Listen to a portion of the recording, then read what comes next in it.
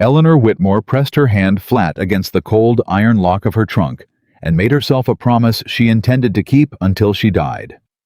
Nobody in this town would ever know her real name. Nobody would know about the documents inside that trunk, or the fortune attached to them, or the men who had already crossed 3 state lines trying to take everything from her. She looked up at the tall, hard-faced cowboy standing on the platform with a sign that simply read, "Whitaker," and she chose him the same way a drowning woman chooses a piece of driftwood, not because it was beautiful, but because it was the only thing left. If this story moves you, subscribe to this channel right now and follow along until the very last word, because what happens next will break your heart before it heals it. Drop your city in the comments below so I can see exactly how far this story has traveled. And don't you dare leave before part 5. That's when everything changes. Caleb Whitaker had buried a woman he loved on a Tuesday morning in October in hard, frozen ground that refused the shovel and seemed determined to make even grief difficult. That was 4 years ago. He did not talk about it. Not with his neighbors, not with the pastor, not with his own children when they asked him why he never looked at the sky anymore the way he used to. He gave them practical answers because practical answers were the only kind he trusted. The sky didn't matter. The cattle mattered. The roof mattered. Whether the south fence would hold through another brutal Montana winter, that mattered. Everything else was a luxury a man in his position could not afford. His daughter Clara was 9 years old and had her mother's dark eyes, and her mother's way of tilting her head when she thought you were lying, which meant she was tilting it at Caleb more and more often lately.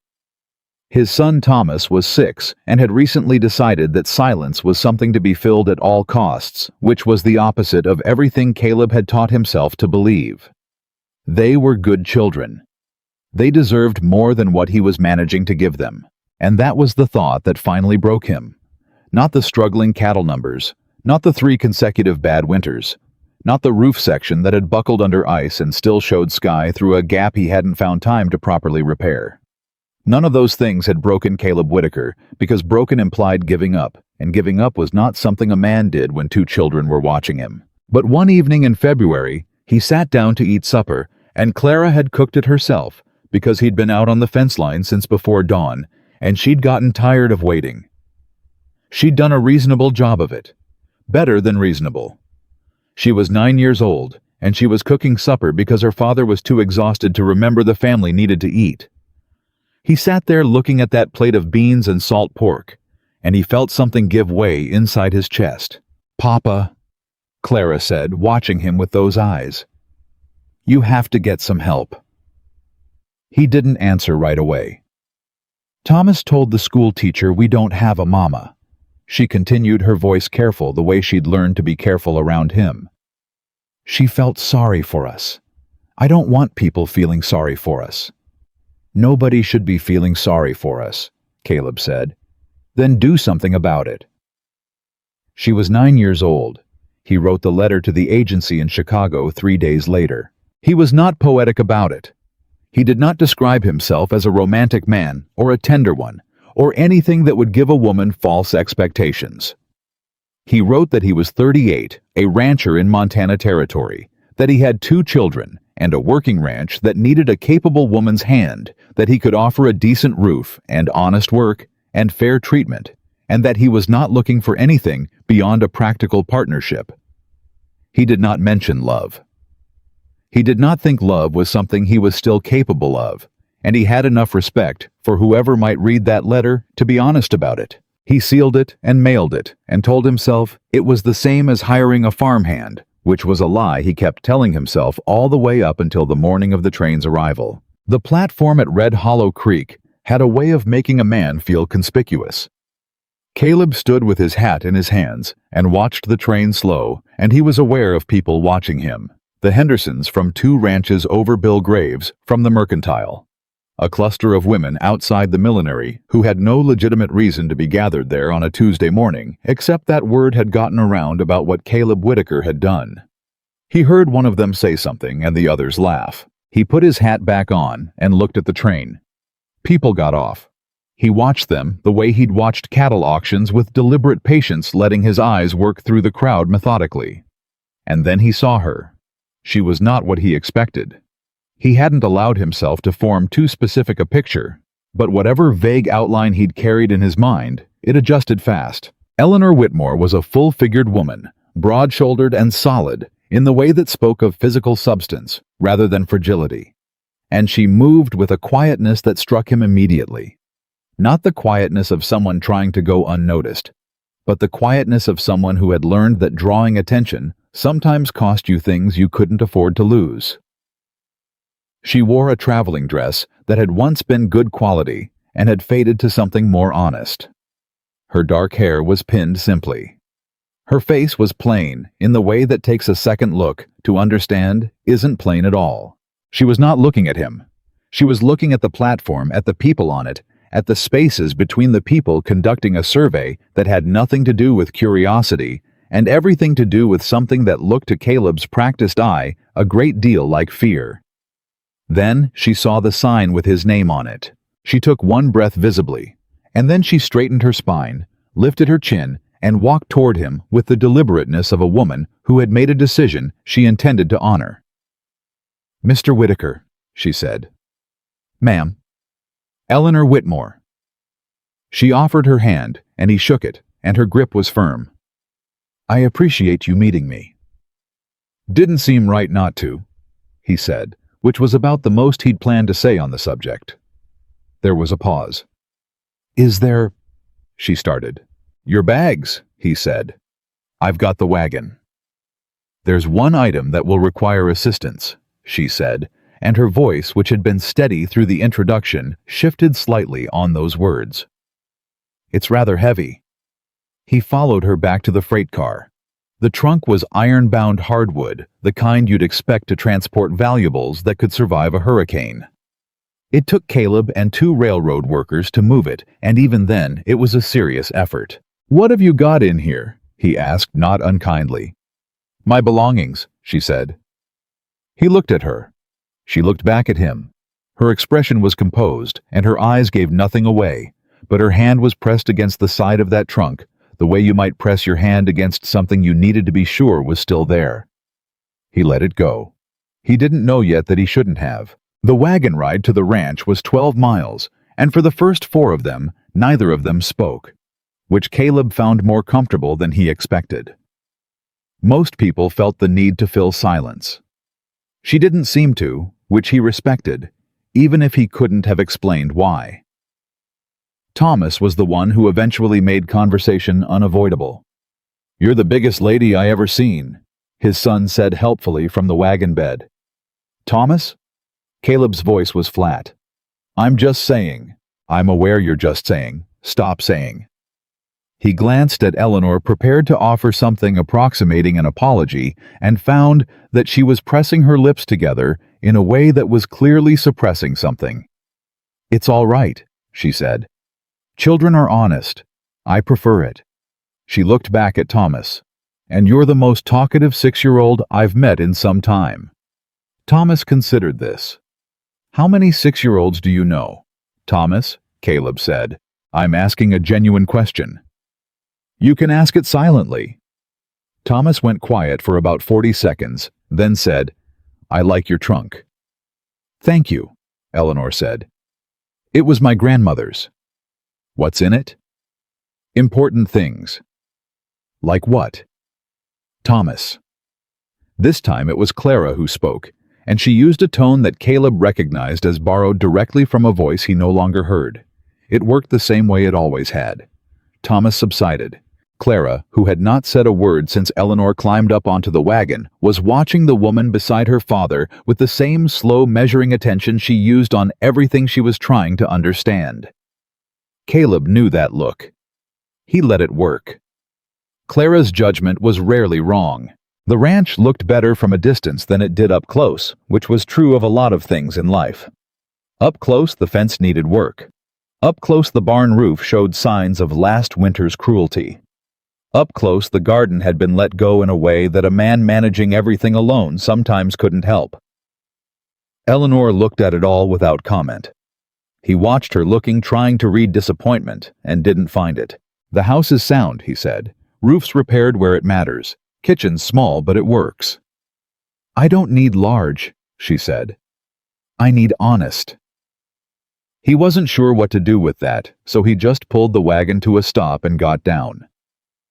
The first days were not easy. He had not expected them to be, but the particular nature of the difficulty was not what he'd anticipated. He'd expected complaints. He'd expected a woman from the East to find a dozen ways to communicate that ranch life was beneath her expectations.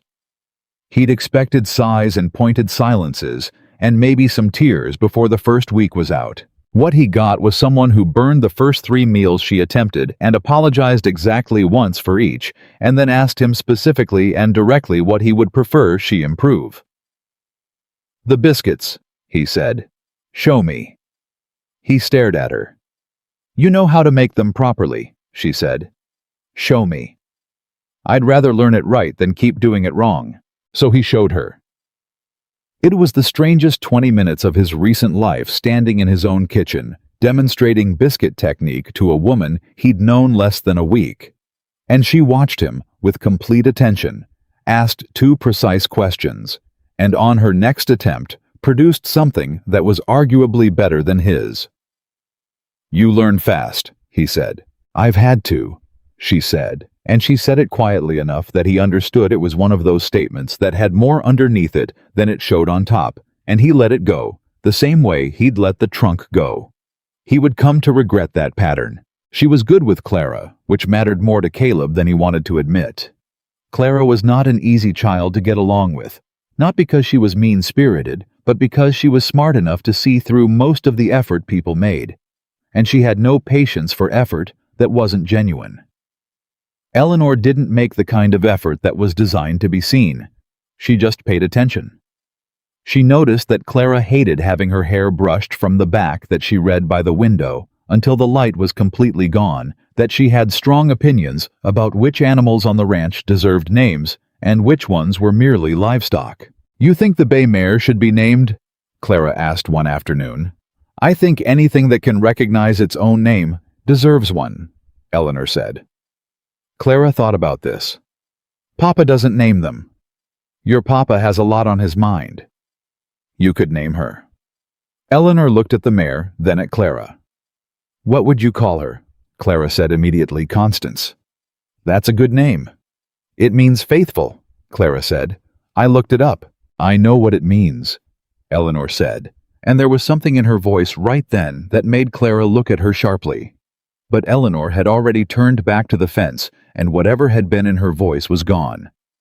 The town of Red Hollow Creek had opinions about Caleb's bride, and it was not shy about them. Martha Graves, the mercantile owner's wife, set the tone at the general store within the first week. Eleanor had come in for flour and salt, and Martha had looked her over, the way you'd appraise livestock you weren't sure was worth the feed cost, and said loudly enough for the 3 other women in the store to hear, "Well, I suppose he couldn't afford to be choosy." Eleanor did not respond. She paid for her flour and salt and left. She told Caleb about it that evening because she felt he should know, not because she wanted sympathy. He set down his coffee and was quiet for a moment. "Martha Graves has said things about half the people in this county," he said finally. "I know," Eleanor said. "I'm not asking you to do anything about it." "I know you're not." He looked at her. "Doesn't mean it's right. Most things that happen to women aren't right," she said matter-of-factly. "I've learned not to organize my expectations around rightness." He didn't know what to say to that, so he said, "The fence on the south section needs another pair of hands tomorrow. You up for it?" She looked surprised, not offended, not insulted. Genuinely surprised. "You're asking me to work fence. You said you wanted useful work." "I did." A pause. "Yes, I'm up for it." They worked fence the next day, and she was not graceful about it, and didn't pretend to be, but she was steady, and she didn't quit, and she asked when she didn't understand something, and by the end of it, Caleb's assessment of the situation had shifted in ways he hadn't quite mapped yet. She noticed things. That was the thing he kept coming back to. She noticed that Thomas was afraid of the storage cellar and had quietly rearranged her schedule so she was always in the kitchen when he needed something from it, creating reasons to go herself without making it a matter of his pride. She noticed that one of the mares was showing early signs of something Caleb had missed entirely and brought it to him without making him feel foolish for missing it. She noticed that he didn't sleep well. Though she never said so directly, she just made sure there was always coffee ready at whatever hour he appeared without comment. And she never talked about herself. That was the thing that should have told him everything, and instead kept sliding past his attention because he was too busy respecting what he took for privacy. It was Clara who finally put it plainly. "Miss Eleanor never says where she came from," Clara said one evening, lying on her stomach on the floor with a book. "She says, 'the East,' like that's an answer." "The East is an answer," Caleb said. "It's not a complete one." "Clara, I'm just observing." "Observe quieter." Clara turned a page. "That trunk has a lock on it. She locks it every night. I've seen her." Caleb looked at his daughter. "I wasn't snooping," Clara said with dignity. "I was in the hallway. For legitimate reasons." "What reasons?" "Water." He let it go, but it sat with him. He was not a man who pried into other people's business. He believed in privacy the way he believed in property rights as something fundamental to a person's dignity. Eleanor had come to him honestly contracted through a legitimate agency, and she had fulfilled every expectation he'd set out. More than fulfilled them. She worked without complaint, treated his children with genuine care, and had never given him cause to doubt her character. But there was the trunk, and there was the way she sometimes went still when a rider came up the road before she could confirm who it was. And there was the way she had looked at that train platform not like a woman arriving somewhere, like a woman who needed to confirm she hadn't been followed. He noticed all of it. He noticed it the way you notice a stone in your boot, not debilitating, just present and impossible to entirely ignore. The first crack in her composure came on a Wednesday 3 weeks after her arrival. A letter came for her, and Caleb brought it from town without looking at it, which was the only decent thing to do. He set it on the kitchen table and said, "Letter, addressed to you." She was at the stove, and she turned and saw it, and went very still. Then she crossed the room and picked it up, and he watched her read the return address, and he watched the color leave her face. She folded it and put it in her apron pocket. "Thank you," she said, and her voice was entirely steady. "Everything all right?" he asked. "Yes," she said. "Fine." She excused herself before supper and went to her room, and he heard through the wall the sound of the trunk's lock. That night, long after the children were asleep, he found her sitting at the kitchen table with both hands wrapped around a cold cup of coffee, staring at the tabletop. He sat down across from her. She looked up. Something moved across her face, the beginning of whatever composed, deflecting answer she'd prepared, and then it stopped. She looked at him for a moment. "I need to ask you something," she said. "All right." "If someone came here looking for me," she said, "not in a friendly way, what would you do?" He thought about it for exactly as long as it deserved. "Depends on who they are and what they want." "They would claim I owe them something." "Do you?" "No," she said. "The opposite." He looked at her. Her eyes were steady, and her voice was steady, but her hands around that cup were pressed hard enough that her knuckles had gone pale. "Then I reckon I'd tell them they'd wasted a long ride," he said. She looked at him for a long moment. "You don't even know what it's about," she said. "I know you haven't lied to me once since you got here," he said. "That counts for something." "How would you know that?" "Because I watch people," he said. "It's how I've always known." She was quiet again, but it was a different kind of quiet than before, less armored. "The letter," she said finally. "It was from someone making sure I knew they'd found out where I was." He set his hands flat on the table. "How much time do you think we have?" She blinked, caught off guard by the "we." "I don't know," she said. "Some. Not a great deal." "Then you'd best tell me what I need to know," he said. "Not everything if you don't want. Just what I need." She looked at him for a long time. Then she got up and went to her room, and when she came back, she was carrying a single document from the trunk. She set it on the table between them. It was a legal document. His eyes moved across it and stopped, because the name at the top was not Eleanor Whitmore. It was Eleanor Caldwell, and the figures described in the paragraphs below that name were not the kind of figures that belonged in a kitchen in Montana. He looked up at her. She was watching him with the expression of a woman waiting to see whether the ground beneath her was going to hold. "Eleanor Caldwell," he said. "Yes." "Of the Pennsylvania Caldwells." She didn't ask how he'd heard of them. Most people in the country had heard of the Pennsylvania Caldwells, the way most people had heard of certain railroads as a fact of the landscape, rather than something you expected to encounter personally. "My father died 14 months ago," she said. "He left me his estate, everything." She paused. "His brothers didn't agree with that decision. So they contested it." "They did more than contest it." Her voice was flat, and under the flatness was something that had been flat for a long time, something that had been hammered down and down until it didn't have any rise left in it. "They forged documents. They told his lawyers I was mentally unfit. They told society I was a woman of poor character. They said—" She stopped.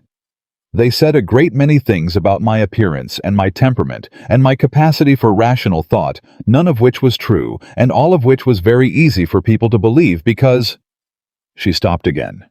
"Because they were already inclined to." He looked at her, at her hands, at the document on the table. "Because you're a large woman," he said plainly. "Because I'm a large woman," she said just as plainly. "And because I was quiet, and because I didn't fight back immediately, they assumed I couldn't. By the time I understood what they were doing, they had already built enough of a case that a legal fight would have taken years and cost everything I was trying to protect." She looked down at the document. "So I disappeared instead, changed my name, took the evidence I needed and left. And I answered your advertisement because nobody looks for a missing heiress in Montana. Nobody looks for a missing heiress who married a practical rancher and is learning how to make biscuits," she said, and there was something in her voice that might have been dark humor if it hadn't also been grief. He sat with it for a while. "How much is in that trunk?" he said. "Enough to prove everything," she said. "Bank records, correspondence, the original will with my father's hand on it. Enough that if I can get it in front of an honest judge in the right jurisdiction, there isn't a case to be made against me." She looked at him directly. "And enough to make my cousin very desperate to ensure that never happens." "Your cousin, Victor Harrington, my father's sister's son." She said the name the way you'd say the name of something unclean. "He's the one managing the family's efforts. She considered her words.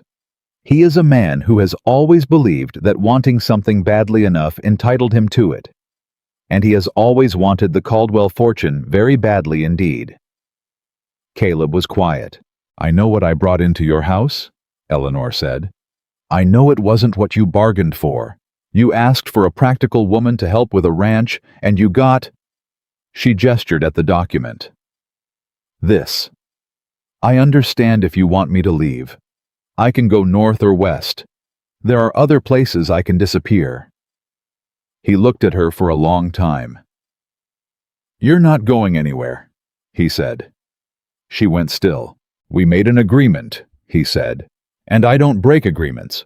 And beyond that—" He stopped himself because what was beyond that was something he hadn't fully mapped yet, and he wasn't going to say it out loud before he'd thought it through. "Beyond that, what's being done to you is wrong. And I don't sit by for wrong when I can do something about it." "Caleb," she said, and it was the first time she'd used his given name without something cautious attached to it. "These are powerful people, rich people, the kind of people who can make trouble that lasts a long time." "So am I," he said. She blinked. "Not rich," he clarified, "but stubborn.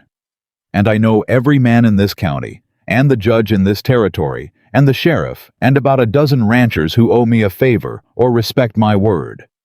He looked at her. "That counts for something." She didn't say anything for a moment. Then she said, Why? Why what? Why would you do that? You don't owe me anything.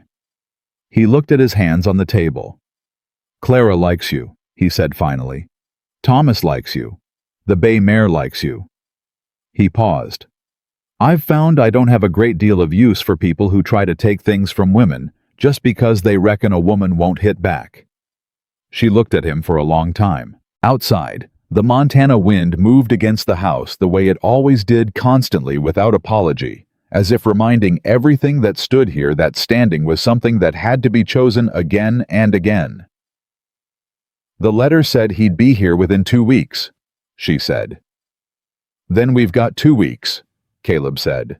He stood up and took both their cups to the stove and filled them hers, then his, and set hers back in front of her. It was a small thing. The kind of thing so small it barely registered. She wrapped her hands around it, and some of the pallor went out of her knuckles. Tell me everything, he said. From the beginning.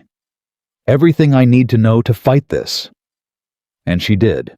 She talked until the fire burned low, and he sat across from her and listened the way he'd learned to listen, not for what people said, but for what they meant underneath it, and what they were afraid to say at all. By the time she finished, the sky outside the kitchen window was beginning to lighten at the edge. He looked at her across the table. This woman who had arrived with a battered trunk and a borrowed name and a secret heavy enough to require 3 men to carry. And he thought about the way Clara had said she never says where she came from, and the way Eleanor had straightened her spine on that platform before she walked toward him, and the way she had asked him in the dark what he would do if someone came looking. She had been fighting alone for over a year. The thought of it settled in his chest like something cold. Get some sleep, he said. We've got work to do in the morning, and I think better when I'm not tired. She nodded. She stood. She started toward her room. Eleanor, he said. She stopped. You're going to get what belongs to you, he said. I want you to know I believe that. She stood there in the doorway with her back to him, and he couldn't see her face. But her shoulders, which had been carrying something invisible and enormous since the moment he'd first seen her on that platform, dropped just slightly for the first time. Thank you, she said. And then she was gone, and Caleb Whitaker sat alone in his kitchen in the thinning dark, and felt something he had not felt in 4 years. Not love. Not yet. It was too early, and he was too careful a man for that. But something adjacent to it. Something that felt for the first time in a long time like a reason. He slept 3 hours. Caleb knew because he'd checked his watch when he finally closed his eyes, and he checked it again when something pulled him back out of sleep before the rooster had any say in the matter. 3 hours was enough. He'd worked cattle on less. He dressed in the dark, moved quietly past the children's rooms, and went to the barn. He needed to think, and he'd always thought better with his hands occupied. The horses shifted when he came in, the familiar warm smell of them settling around him the way it always did. He worked through the morning feeding without a lamp, moving by habit, and he turned over everything Eleanor had told him the night before, and sorted it the way he sorted fence posts by what was sound and what needed replacement. What he knew for certain, she was Eleanor Caldwell, and she had legal claim to an estate that men with money and lawyers and a long head start had spent 14 months trying to take from her. What he knew about Victor Harrington, the name wasn't familiar to him, but the type was. He'd encountered the type before. Men who had grown up in houses where they were told the world owed them something, and who had decided the world was correct. The most dangerous kind of man in Caleb's experience wasn't the angry kind or the violent kind. It was the kind who smiled pleasantly and worked through lawyers and believed absolutely in his own righteousness.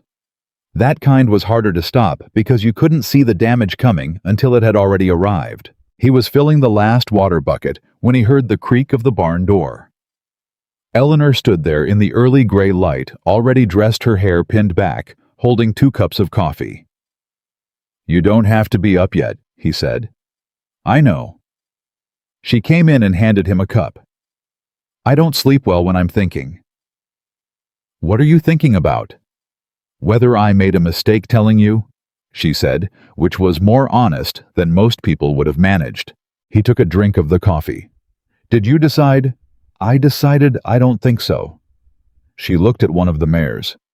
But I've been wrong before about who to trust. So have I, he said. Doesn't mean you stop. She was quiet for a moment. I need to ask you something I should have asked last night. Go ahead. Do you have a lawyer? Someone in this territory you trust? Daniel Forsyth, Caleb said.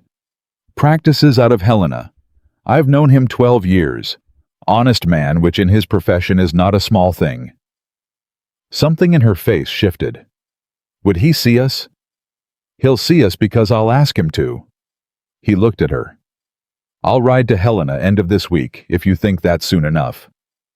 I think it needs to be sooner, she said. Then tomorrow.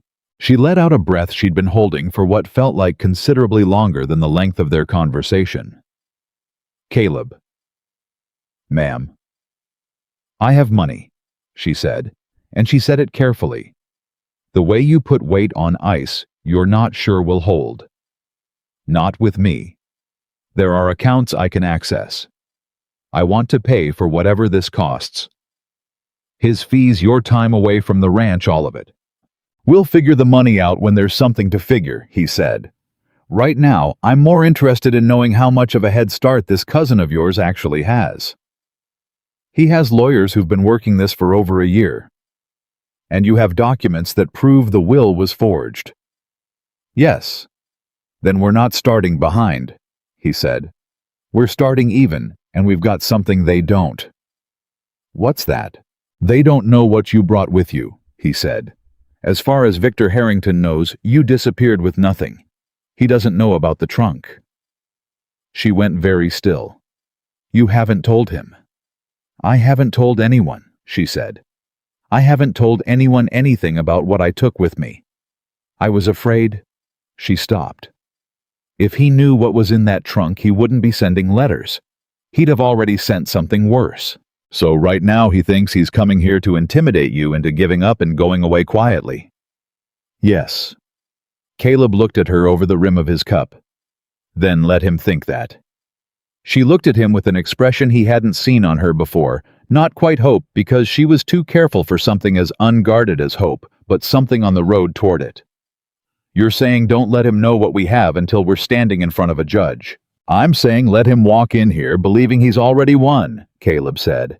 Men who believe they've already won get lazy, and lazy men make mistakes. She was quiet. My father used to say that, she said finally. Almost exactly that. Your father sounds like he knew something. He knew a great deal, she said, and her voice went somewhere private for a moment. He wasn't a perfect man, but he was a fair one. He believed I could manage his affairs. Nobody else believed that.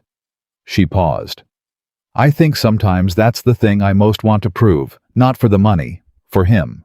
Caleb didn't say anything to that, because there wasn't anything to say that wouldn't have been less than it deserved. He just nodded and finished his coffee, and they stood together in the quiet barn while the Montana morning gathered itself outside. Thomas found them at breakfast and immediately wanted to know why they'd both been up so early. Ranch business, Caleb said. What kind? The kind that doesn't require your input. Thomas accepted this with the philosophical ease of a child who had learned that some questions had better odds than others.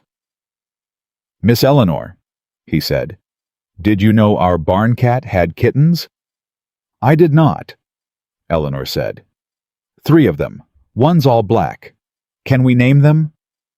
That's your father's decision, Eleanor said. Thomas turned to Caleb with the expression of a prosecutor who has just received unexpected supporting testimony. Papa, don't look at me like that. You said Miss Eleanor could help with naming things.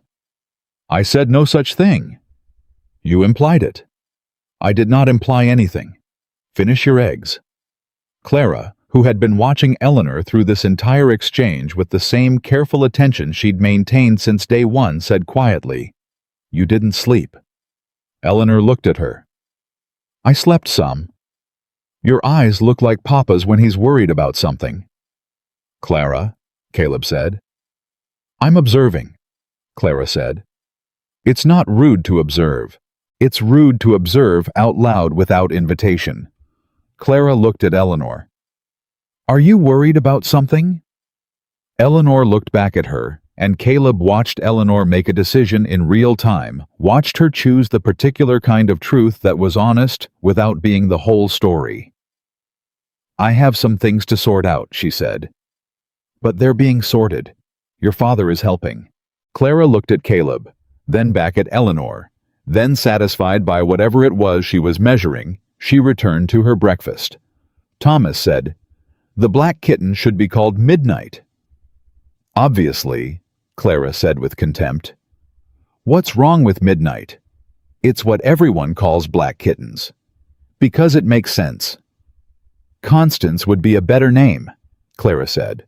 Constance is the horse's name. Things can share names. They absolutely cannot. Enough, Caleb said. Both of you. Eleanor was looking at her plate, and the corner of her mouth was doing the thing it did when she was suppressing something. He caught it and felt something loosen in his chest briefly before he put it away. He rode to Helena the next morning before sunup. He left Eleanor with a loaded rifle, which she accepted without commentary, and instructions to send Thomas to the Hendersons if anyone she didn't know came up the road before he returned. She nodded at both pieces of instruction with the same practical focus she applied to everything, and he found he trusted that look the same way he trusted a level fence post, not because it was decorative, but because it was plumb. Daniel Forsythe's office was above the hardware store and smelled like pipe tobacco and old paper. Forsythe himself was a lean, dry-humored man in his 50s who had grown up in Virginia and practiced law with the particular precision of someone who had seen enough of what happened when precision was absent. He listened to everything Caleb told him without interrupting, which was one of the things Caleb had always respected about him. When Caleb finished, Forsythe sat back in his chair and was quiet for a moment. Eleanor Caldwell, he said. You've heard of the family. I've heard of the estate dispute, Forsythe said. It made some of the Eastern papers. The framing was... He paused, choosing. Unfavorable to the young woman. The framing was manufactured, Caleb said. She has documents proving it. What kind of documents? Original will bank records correspondence that shows the contested documents were created after the fact. Caleb looked at him. Enough to make a case. She needs to know if it's enough to win one. Forsythe tapped one finger on his desk. Where is she now? At my ranch. She's been there 6 weeks. And she came to you through a mail-order bride agency, Caleb said without apology. Yes. Forsythe looked at him for a moment with an expression that was professionally blank in a way that still communicated something. The cousin, Victor Harrington. Do you know him? By reputation, from what she's told me. I know him by something more than reputation, Forsythe said, and his voice shifted slightly. He retained counsel in this territory 2 weeks ago, a man named Arthur Blythe out of Billings. Blythe does not have a distinguished record for ethics. Caleb felt something tighten in his jaw. So Harrington's already here. He's been working ahead of himself, Forsythe said, establishing presence before he arrives in person. That suggests he knows roughly where she is, and he's preparing the ground. He leaned forward. Mr. Whitaker, if Miss Caldwell has what she says she has, I want to see it. But I also need to tell you that if Harrington has retained Blythe, he is not coming here to negotiate. He's coming to bury her. Then we need to be ready before he gets there, Caleb said. Yes, Forsythe said. You do. Bring her in. Bring the documents. And do it in the next 3 days. Caleb rode home the same day. He pushed the horse harder than he liked to, but there was something moving in his chest that he recognized from certain moments in his life.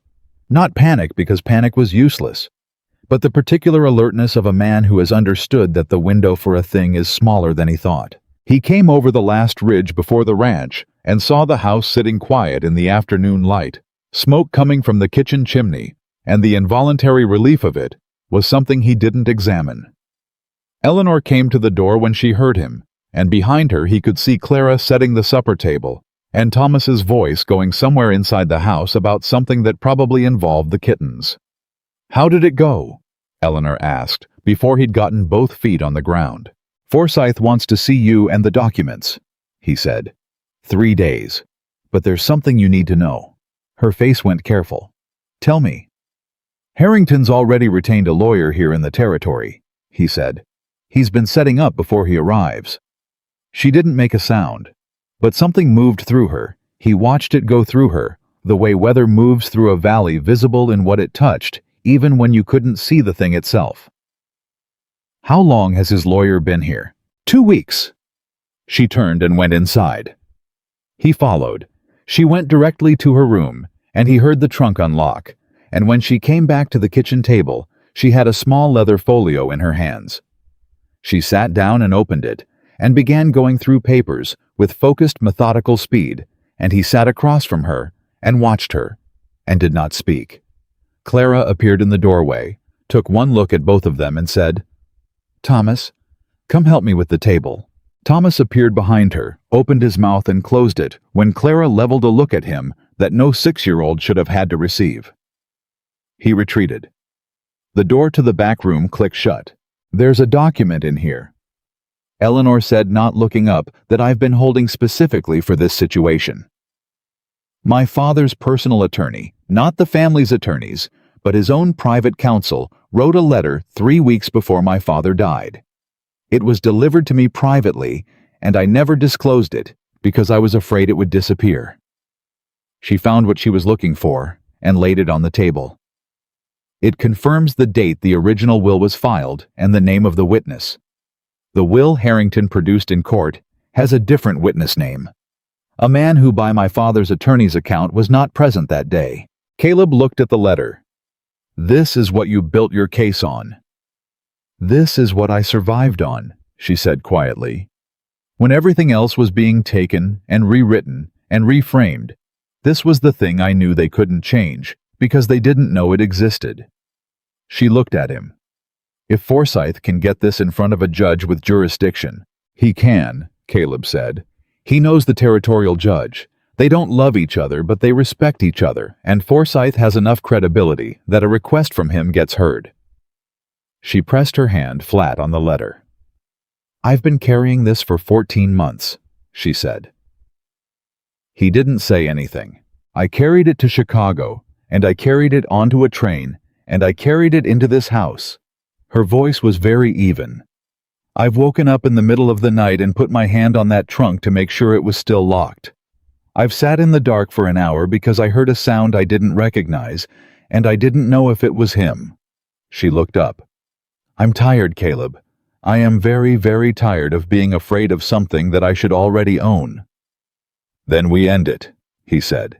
She looked at him, and the question was in her face without her asking it out loud. "We go to Helena," he said. "Day after tomorrow. You, me, and the folio. We put it in front of Forsyth, and we let him build the case. And when Harrington rides into Red Hollow Creek looking for a woman he thinks is alone and without resources, he's going to find something considerably different. You'd come with me." "That's what I just said." "I know what you said," she said. "I'm asking if you mean it." "Eleanor," he said, and he put enough weight on the name that she stopped. "I don't say things I don't mean. Ask anyone who knows me. It's one of my more inconvenient qualities." Something broke in her face very briefly, and she controlled it almost immediately, but he saw it. A crack in the composure, deep and genuine, and underneath it, something that had been held under pressure for a very long time. "All right," she said. "All right," he said. Thomas chose this moment to open the back door and say loudly, "Clara says supper won't be ready for 20 minutes, and I want to know if I can name the black kitten Midnight, and also can Miss Eleanor braid her hair before we eat because I think it looks nice." Caleb looked at his son. "The kitten," he said, "can be called whatever you and your sister agree on, which means you will be arguing about it until the cat dies of old age, and Miss Eleanor's hair is not your business." Thomas considered this. It was a compliment. "Compliments about a lady's appearance are not required," Caleb said. "But they're nice," Thomas said. "Thomas, I'm just observing like Clara." "You are nothing like Clara. Go wash your hands." Thomas went. Eleanor, whose composure had reconstituted itself entirely, was looking at her coffee cup, and the corner of her mouth was doing the thing again. "You don't have to hold that in," Caleb said. "I'm not," she said. "You are." She looked up, and she laughed, a real one, quick and genuine and surprised out of her. And Caleb felt it hit him somewhere in the ribs in a way that he was absolutely not going to examine at this particular moment. The next day was supposed to be ordinary. It was not. Bill Graves came out from the mercantile with a delivery that Caleb had not ordered, which meant Bill Graves had manufactured a reason to come by, which meant Bill Graves had something to say that he wanted to deliver in person. Caleb met him in the yard. "Caleb," Bill said. He tipped his hat in the direction of the house. "Your wife around?" "She's working," Caleb said. "What do you need, Bill?" Bill Graves had the particular discomfort of a man who had appointed himself the bearer of bad news so many times it had begun to feel like a civic duty. "I heard something in town yesterday," he said. "Thought you ought to know.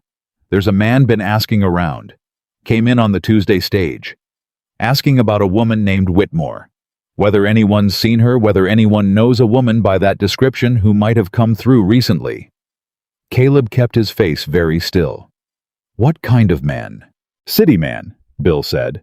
"Well-dressed, polite in the way that doesn't mean anything." He paused. "He went to see Arthur Blythe." "I know about Blythe," Caleb said. Bill looked at him. "You know what this is about. I know enough." "Caleb—" Bill stopped.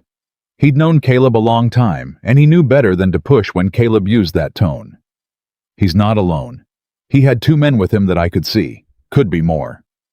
"What did you tell him when he was asking about Whitmore?" "I didn't tell him anything," Bill said with mild offense. "I don't make a habit of talking about other people's wives to strangers with city lawyers." "I appreciate that, Bill." "Martha, on the other hand—" Bill stopped. Caleb looked at him. "Martha was in the store when he came in," Bill said. "I can't speak to what she may have said. I was in the back and she handles the front counter. Martha Graves, who had made her opinion of Eleanor known from the first week. Who had the kind of mouth that moved fastest when it had the least to lose." "How much did she know?" Caleb said. "About your wife." Bill looked uncomfortable. "Enough. Her name, where you live, that she came on the train with a large trunk." He paused. "She mentioned the trunk specifically." "The trunk?" Caleb looked at the house. "Thank you, Bill," he said. "I mean that."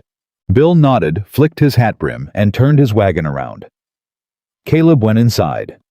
Eleanor was at the kitchen table mending a shirt of Thomas's, and she looked up when he came in and read his face before he said a word. "What happened?" she said. Not a question. "A man came to the mercantile yesterday," he said, "asking about a woman named Whitmore. He had 2 men with him." She set down the mending. Her hands were steady. "Was it Victor?" "City man, well-dressed. Went to see Blythe afterward." "That's one of his men," she said. "An advance scout. Victor comes second. He always lets someone else go first to assess the situation." She was thinking visibly quickly, her eyes going through something he couldn't see. "He knows about the trunk." Martha Graves mentioned it. Eleanor closed her eyes for one moment, then opened them. "Then he knows I brought proof with me. He may not know what specifically, but he knows I didn't come empty-handed." She looked at Caleb. "We need to leave for Helena tonight." "I was thinking the same thing." "Can Forsyth see us tonight?" "Forsyth lives above his office," Caleb said. "He'll see us." She was already standing. "The children, the Hendersons," he said. "Maggie Henderson has offered before. She'll take them overnight without question." Eleanor picked up the mending set it carefully aside and looked at him with something in her face that was both very young and very old at the same time. "I'm sorry to bring this to your door," she said. "You didn't bring it," he said. "Your cousin did." She looked at him for one moment longer than necessary.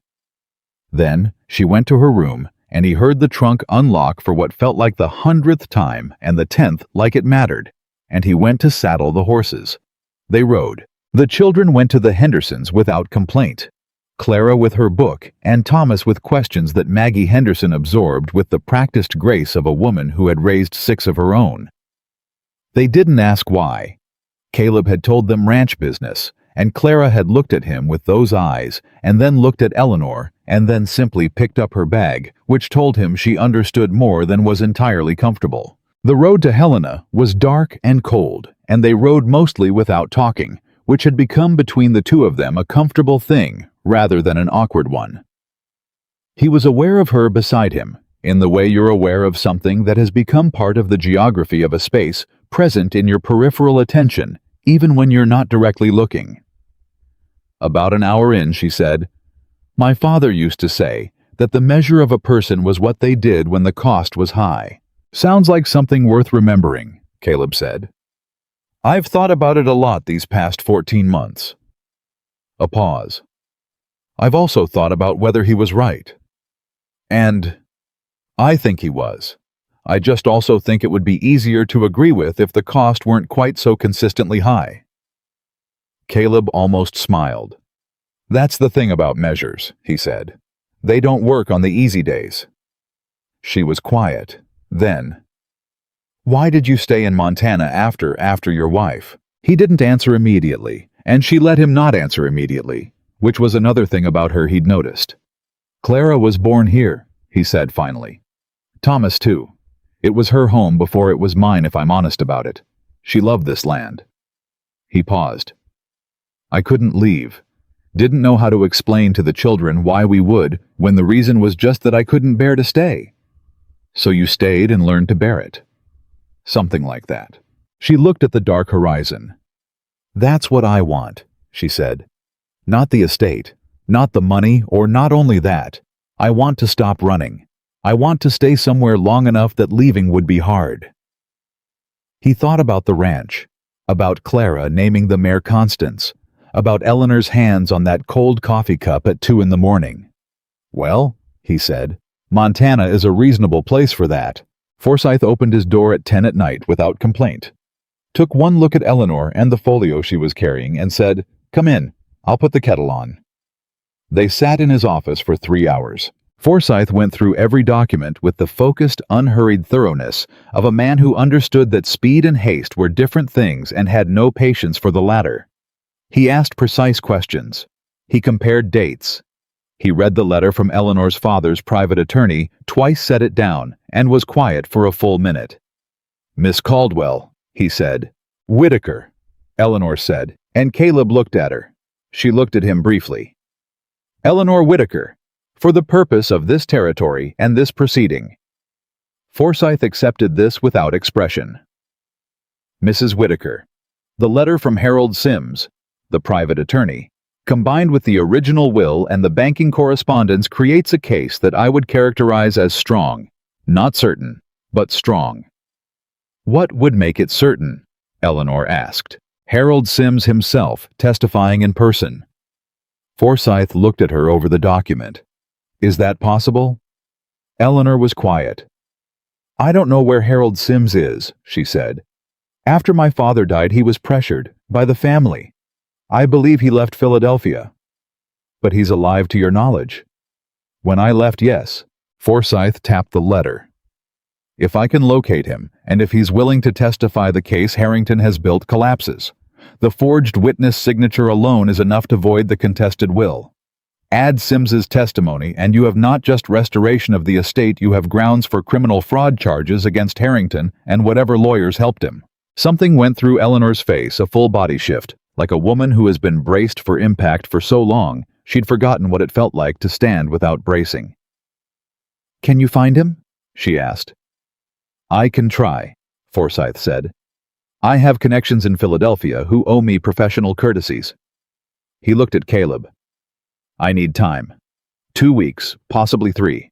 "Harrington's man was already in Red Hollow Creek yesterday," Caleb said, "asking questions. He's coming and he's not far behind." Forsyth looked at Eleanor. "When he arrives, he is going to try to make this about your personal character, and your fitness to inherit. He's going to use whatever your cousin has told the press and the courts in Pennsylvania and try to import it to this jurisdiction. He's going to suggest that you left in guilt, not in fear. He will attempt to make you look like someone who stole documents, rather than someone who preserved them. I know, Eleanor said. She said it quietly and without self-pity, and Caleb heard the weight of 14 months in it. When he arrives, Forsyth said, I need you to be visible, present in that town, living your life so that there is no basis for a claim of flight or concealment. I need you to be Mrs. Whitaker in every public way until this proceeding is ready. Eleanor looked at Caleb. He looked back at her. That won't be a difficulty, he said. They rode home in the gray hour before dawn, and this time neither of them spoke for a long stretch, and the quiet had something different in it. Not the quiet of two people who had nothing to say, but the quiet of two people processing the same weight from different angles. An hour from the ranch, Eleanor said, Caleb. Yeah. I need to tell you something I didn't say in front of Forsyth. He waited. Victor isn't going to come here with just lawyers, she said. He's going to come here with pressure, the kind you apply to people around a person rather than the person themselves. He's going to talk to your neighbors. He's going to talk to people who do business with you. He's going to say things about me that are designed to make your life here harder, and he's going to do it because he knows that eventually, if enough people believe the worst of you for defending me, you'll stop. Will I? Caleb said. I'm telling you because I think you have a right to know what you're walking into. Eleanor. He looked at her. I grew up with men who knew my father, who knew his father, who have watched me put every year of my adult life into that land. Victor Harrington is a city man from Pennsylvania who nobody in that county knows from a fence post. He paused. He can talk all he wants. The question is who people believe, and in this territory that question has an answer that's going to disappoint him considerably. She was quiet for a long time. My father would have liked you, she said at last. And she said it so simply and so sincerely that it landed somewhere in him with more force than she'd intended. He didn't say anything to it. He just turned his eyes back to the road ahead and kept riding. The ranch came into view just as the first light started to show at the edge of the sky, the house sitting solid in unchanged smoke, just beginning to rise from the chimney because he'd banked the fire before they left and it was holding. The barn, the fencing, the yard. He pulled his horse to a stop for a moment. What is it? Eleanor asked. Nothing, he said. He stopped. Just looking at it. She looked at it too. It's a good place, she said. It is, he said. And then they rode down to it, and the day began, and Victor Harrington was coming, and Forsyth was working. And somewhere in Philadelphia, a man named Harold Sims was either findable or he wasn't. And none of that was something either of them could do anything about in the next 5 minutes. What they could do was be there. What they could do was stay. And for the first time in 4 years, Caleb Whitaker understood that staying was no longer something he was doing out of grief or duty or the inability to imagine anything else. He was staying because he wanted to. That was a different thing entirely. Victor Harrington arrived on a Thursday. Caleb knew it before he saw the man. The same way. You know a storm before it breaks something in the air. Changes something in the way people hold themselves when they see you coming down the main street of Red Hollow Creek. Bill Graves gave him a look from the mercantile doorway that said everything. 2 women outside the post office went quiet in a way that wasn't natural quiet. And then Caleb turned the corner, and there he was. Victor Harrington was 43 years old and looked like money that had never been questioned. He was tall, lean in the way of a man who had never missed a meal, but had the discipline to pretend otherwise dressed in a traveling suit that cost more than most of the people on that street made in a season. He had a pleasant face. That was the first thing Caleb registered, and the thing he trusted least, because pleasant faces on men like this were tools, not features. He was standing outside Arthur Blythe's office with 2 other men. Larger men, the kind whose function was to stand near things and make those things feel smaller. And he was looking at Red Hollow Creek, the way you looked at something you were in the process of acquiring. He saw Caleb. His face did something careful and smooth. He smiled. "You must be Whitaker," he said, and he crossed the street with his hand already extended, as if they were being introduced at a party, and not in the middle of what both of them understood was a confrontation. "Victor Harrington, I believe we have a mutual acquaintance." Caleb shook the hand, because refusing it in the middle of town would have given Harrington exactly the kind of scene he was probably hoping for. He kept his grip even and his face neutral. "Mr. Harrington, I'm glad we have the chance to speak man to man before things get complicated," Harrington said with the warmth of a man who had rehearsed warmth until it sat naturally. "I want you to know I have no quarrel with you personally. You were deceived. The woman you married is not who she told you she was. And I think once the full picture is clear, you'll understand that what I'm doing here is actually in your interest." "That's so," Caleb said. "She left Pennsylvania under very serious circumstances," Harrington said. "There are legal proceedings in 3 jurisdictions relating to property she removed without authorization. Documents that belong to the Caldwell estate." He shook his head with an expression of manufactured regret. "She's used you, Mr. Whitaker. Used your name and your home as cover while she attempts to construct a fraudulent claim. I genuinely feel for your situation." "I appreciate your concern," Caleb said, and his voice was so even that Harrington had to look for the edge in it and couldn't quite find it. "I'd like to speak with her," Harrington said. "Privately if possible. Family matters are best resolved within the family. My wife doesn't take private meetings with men who've spent a year trying to steal what her father left her," Caleb said. "If you have something to say to Eleanor, you can say it through Daniel Forsyth and Helena, who is representing her interests in this territory. You know Forsyth, I reckon." Something moved across Harrington's face. Very brief, very controlled. "I know of him." "Then you know where to direct your conversations." Caleb tipped his hat. "Good day, Mr. Harrington." He walked away before Harrington could respond, which was deliberate, and he felt the man's eyes on his back for a block and a half. Eleanor was in the kitchen when he got home, and she read the answer to her question in his face before he'd closed the door. "He's here," she said. "Got in this morning." Caleb sat down. "He's exactly what you described." "Did he threaten you?" "Threaten? Not directly. That's not his method." He looked at her. "He's going to work through Blythe, and he's going to work through the town. He already tried to tell me you deceived me." Her jaw tightened slightly. "What did you say?" "I told him to talk to Forsyth." He paused. He didn't like it. Men like that don't like being redirected. They're accustomed to being the one doing the redirecting. Eleanor sat down across from him. She had her hands flat on the table, a posture he'd come to recognize as her version of bracing. "He's going to go to the neighbors." Probably already has. "He's going to say I am mentally unfit."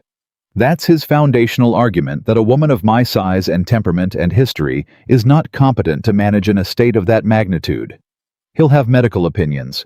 He'll have character witnesses. She looked down at her hands. "He's very good at what he does, Caleb. I don't want you to underestimate him because he looks manageable." "I'm not underestimating him," Caleb said. "But I need you to hear something. He came here believing he was going to find a frightened woman alone with a rancher who didn't know what he'd married. What he found instead was 2 people who've already been to Helena and back and have Forsyth working the case." He met her eyes. "He's already behind. He just doesn't know it yet." She looked at him for a moment. "Forsyth sent a wire this morning," she said, "while you were in town." He went still. "And Harold Sims is in Cincinnati," she said. "Forsyth's contact found him." She stopped. "He's willing to testify." The silence that followed had a quality to it that Caleb didn't have a word for the silence of something large shifting position. Something that had been bearing down for a long time, beginning just barely to move the other direction. "That's the case," he said. "That's the case," she said. "If we can get him here, or get the testimony filed in the right jurisdiction, There is no case against me. There never was. But there was also no one willing to say so clearly enough that it couldn't be argued around. She pressed her hands harder against the table. Harold Sims was my father's most trusted person. If he says what he knows under oath, everything Victor has built collapses. Then we get him here, Caleb said. Forsyth's already arranging it, but it takes time. She looked at him. 2 to 3 weeks. Can you hold 2 to 3 weeks against whatever Harrington does in this town? She looked at him steadily. Can we?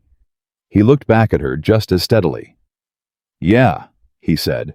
We can. The town started shifting the next day. It was subtle at first. The way these things always are.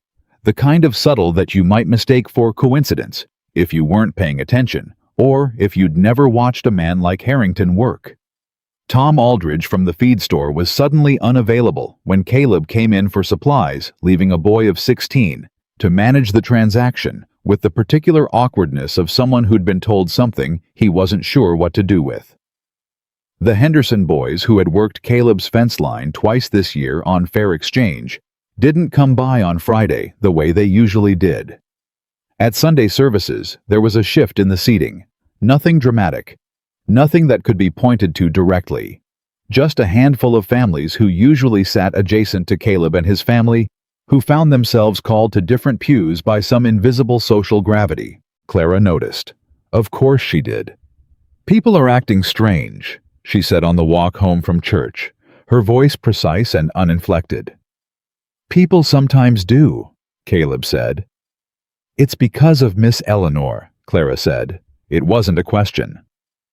Clara, Eleanor said from beside her. I'm not blaming you, Clara said, looking up at Eleanor with those dark eyes. I'm just saying what's true. The man in town, the city man, he's telling people things. How do you know about the city man? Caleb asked. Jacob Henderson told Thomas. Thomas told me. Clara paused. Jacob said his mother heard the city man say, you stole from your own family. Eleanor went very still. He says things that aren't true, Caleb said. I know, Clara said. That's what I told Thomas.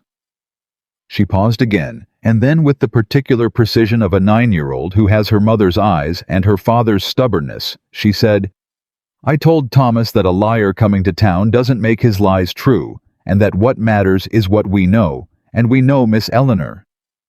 Eleanor stopped walking. Caleb stopped too and looked at his daughter and felt something in his chest that he didn't have a word for that was adequate. Clara, Eleanor said quietly. It's true, Clara said with dignity. I decided about you 6 weeks ago, and I don't change my decisions based on what strangers say. She started walking again. Thomas cried a little, by the way. He doesn't want you to leave. I'm not going anywhere, Eleanor said, and her voice was not entirely steady. Good, said Clara. And that was the end of it as far as Clara was concerned. It was not the end of it for Harrington. On Monday, Arthur Blythe walked into Caleb's yard with a folded document and a carefully neutral expression. He was a heavy-set man, with the look of someone who'd made most of his money on the wrong side of things and had rationalized it thoroughly. He handed the document to Caleb with the practiced gesture of a man who has delivered a great many things he knew were unwelcome. Formal notice of legal proceedings, Blythe said. Filed in territorial court this morning. Miss Caldwell, your wife, is named as the defendant in a property recovery action brought by the Caldwell estate on behalf of the surviving family members. Caleb took the document. He did not open it. Forsyth will respond. I'm sure he will, Blythe said. I also want you to know, Mr. Whitaker, as a courtesy, the word sat wrong in his mouth, that Mr. Harrington is prepared to make this uncomplicated for you personally. Your name does not need to be attached to this in any way. There is a settlement offer available to your wife that would... Blythe, Caleb said. The man stopped. You've delivered your document, Caleb said. That's what you came to do. It's done.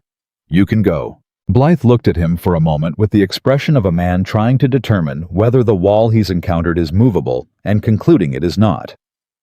He tipped his hat with minimum required civility and left. Caleb went inside and found Eleanor in the kitchen reading. She looked up at the document in his hand. "Filed it already," she said. "This morning." She put down her book. "He's moving faster than I expected." She reached for the document, and he gave it to her, and watched her read it quickly, precisely the way she read everything. Halfway through, something in her jaw tightened. "He filed it under my former name, Eleanor Caldwell." She looked up. "Which means he has a contact in this territory who told him I was using the name Whitmore when I arrived. Nobody here knew my real name except—" She stopped. The silence was specific. "Except Forsyth," Caleb said. "Forsyth and the agency in Chicago," she said, and her voice was careful and measured and had something underneath it that was neither. "The agency would have records." "You think someone went to the agency? Blythe has had 2 weeks here. That's enough time to wire Chicago." She set the document down. "He didn't get my name from someone in this town. He already had it when he arrived." She paused. "Which means he's known where I was for longer than the letter suggested. The letter was him telling me he knew, not him discovering it." The implication moved through the room. "He's been watching you," Caleb said. "He's been watching the agency," she said, "waiting for me to surface. He knew I'd need to eventually. A woman alone can only stay hidden for so long before she has to connect herself to something, a job, a church, She stopped. "An advertisement. He used the agency as a trap. Or he used the agency as a net," she said, waiting to see what it caught. She was very still. "He's been planning this arrival for months. Everything he's doing, the lawyer, the neighbors, the document, it's all been prepared in advance. He came here knowing exactly what case he was going to build." "Then he doesn't know about Sims," Caleb said. She looked at him. "If he'd been watching you that closely," Caleb said, "he'd have found Sims already and dealt with him. Sims is the one piece he doesn't have because he doesn't know the letter exists." Eleanor thought about this. "My father gave me that letter privately. No witnesses. I never told anyone, not my lawyers, not anyone. I didn't know who to trust." She looked down at the document on the table. "Victor doesn't know what I have in that trunk. He knows I took something. He doesn't know what." "Then we need Forsyth to move faster," Caleb said. "If Harrington figures out there's a witness in Cincinnati." "He'll try to reach him first," she said. "Yes." Caleb stood up. "I'm going to wire Forsyth. I'll come with you." "Eleanor, I'm not sitting in this house while this happens around me," she said, and her voice had an edge in it that he hadn't heard before. Not anger exactly, but the sound of a woman who had been sitting in houses while things happened around her for 14 months and had reached the outermost boundary of her tolerance for it. "I'm going with you." He looked at her for a moment. "All right," he said. They rode into town together, and Caleb was aware in the specific way you're aware of things that matter, of the way people watched them as they came down the street, not entirely hostile, not entirely friendly. The uncertain middle ground of a community that had received competing information and hadn't yet decided what to do with it. Harrington was outside the hotel with one of his large men when they rode past. He watched them. Eleanor did not look at him. Caleb did briefly and directly. And what he gave Harrington with that look was not a threat, because threats were for men who needed to compensate for something. What he gave him was information. The information was, "I see you, I know what you are, and I am not afraid of you." Harrington received it. His face did something controlled and brief. The telegraph office was run by a small, nervous man named Greeley, who had the useful quality of being both efficient and discreet. Caleb wrote out the wire to Forsyth, terse factual specific filing already made need. Sims expedited Harrington knows the name, move quickly, and Greeley sent it. They were leaving the telegraph office when Martha Graves stepped out of the Mercantile directly into their path. Martha Graves was a tall, angular woman who had built her identity around knowing things before other people knew them and passing those things along. She looked at Eleanor with an expression that had graduated from contempt to something more complicated. Something that contained contempt, but also the particular discomfort of a woman who has done something she is beginning to understand may have had consequences. "Mrs. Whitaker," she said with a formality that was its own kind of weapon. "Mrs. Graves," Eleanor said, and her voice was entirely even. "I understand there are legal matters in progress," Martha said. "There are," Eleanor said. "I may have—" Martha stopped. Her lips pressed together. "I may have spoken to certain parties last week about certain things I knew of your arrival here, without fully understanding the circumstances." The acknowledgement sat between them, not quite an apology, not one. Eleanor looked at her for a moment. "Mrs. Graves," she said, "I don't hold you responsible for what you don't know. I do hope that as this proceeds, you'll weigh what you hear from a stranger against what you've seen of me in 6 weeks in this town." Martha Graves's expression did something complicated. "What did I see?" she said, and it was halfway between a challenge and a genuine question. "A woman who pays her debts on time, works her household, honestly treats your townspeople with respect, and has not, to my knowledge, lied to a single person in Red Hollow Creek," Eleanor said. "Not even when it would have been easier to." The silence that followed was the kind that costs something. Martha Graves said, "The gentleman from Pennsylvania has a great many things to say about your character." "I imagine he does," Eleanor said. "He's been working on them for 14 months. Martha looked at her, then at Caleb, then back at Eleanor. Something moved across her face that was more honest than anything she'd shown before. She gave a short, tight nod and went back into the mercantile without another word. It was not an apology, but it was something. Caleb looked at Eleanor as they walked back to the horses. "Well," he said. "Don't," Eleanor said, but there was something at the corner of her mouth. "I didn't say anything." "You were about to say something complimentary, and I'd rather you didn't, because I'm still angry, and compliments will interrupt it." He thought about this. Fair enough. They were halfway home when the rider caught them. He came up fast from the south fork of the road, which wasn't a direction that made sense for anyone going between town and the ranch, and Caleb's hand went to his rifle before he'd consciously made the decision. He pulled his horse across Eleanor's path.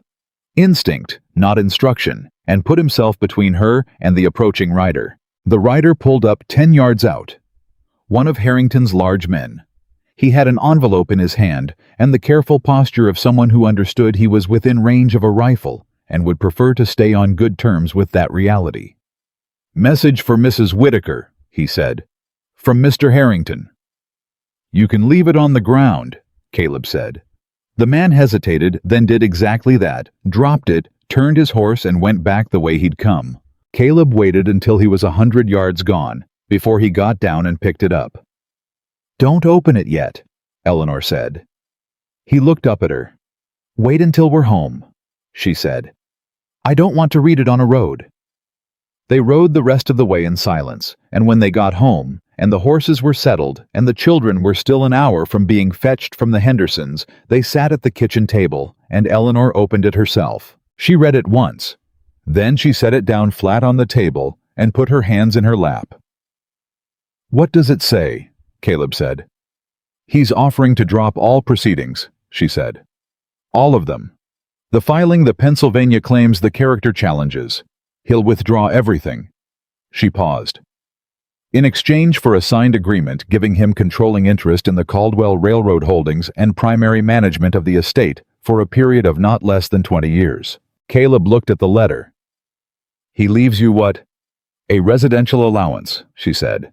"Enough to live modestly. No access to the primary accounts. No decision-making authority." She paused again. "He calls it a fair settlement that respects my limitations." The last 2 words sat in the kitchen like something that had been dropped from a height. "Your limitations," Caleb said. "Yes?" He was quiet for a moment, and what he was quiet with was something that had been building for 3 weeks since Bill Graves's uncomfortable delivery, and Forsyth's office, and the telegraph, and Martha Graves's almost apology, and the sight of Harrington standing in the street, looking at this town like something he was in the process of acquiring. It was quiet the way a river is quiet before it finds a canyon. "Eleanor," he said. She looked at him. "I want you to write back," he said. "Tell him no." Something moved across her face. "It would make this easier. He doesn't get to call you limited," Caleb said. "Not in a letter and not in a courtroom and not in this territory. He doesn't get to take what your father built and what your father chose to give you and dress up the theft in language like that. And he sure as hell doesn't get to offer you an allowance on your own inheritance and have anyone in this world call it fair." He looked at her directly. "Write back and tell him no. Tell him Forsyth is your point of contact and you have nothing else to say." She looked at him for a long moment. Her eyes were very clear. "You understand what happens then," she said. "He escalates." "Let him escalate," Caleb said. "He's going to do it anyway. The only question is whether we let him do it after you've signed away 20 years of your life or before." She picked up the letter. She read it one more time quietly, with the expression of someone reading a document they intend to understand completely before they set it aside for the last time. Then she folded it. "All right," she said. She wrote the reply herself. It was 6 sentences and said everything it needed to say and nothing it didn't. And when she sealed it, Caleb sent it back to town with the ranch boy before supper. They collected the children from the Hendersons in the late afternoon. Thomas came out of the Henderson house at a run and attached himself to Eleanor's arm with the fearlessness of a 6-year-old who had decided where his loyalties lay and was not interested in reconsidering.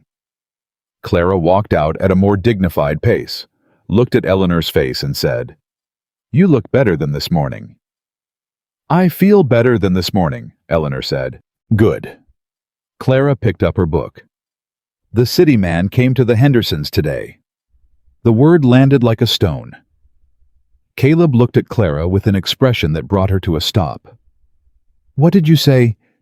He came here?" Clara said slower now, reading his face. "While we were here. He talked to Mr. Henderson in the yard. I heard some of it from the window." "What did he say?" Clara looked at Eleanor, then at Caleb. "He asked Mr. Henderson if it was true that he kept our children when you went to Helena." She paused. "He made it sound like there was something wrong with that. Like children being with neighbors for a night meant something bad." Caleb's jaw went tight. "He said he was concerned for the welfare of 2 motherless children," Clara said, with the flat precision of someone repeating something that disgusted them. "He said he wondered if the Territorial Welfare Authority should be made aware." The children. He was threatening the children. Caleb had not until this precise moment understood the full shape of the man he was dealing with. He'd understood Harrington as a thief and a fraud, and a calculated manipulator of social pressure. He had not until this moment understood that Harrington would go as far as 2 grieving children who had just found something that was helping them. He stood very still. Eleanor's hand found his arm. He looked at her.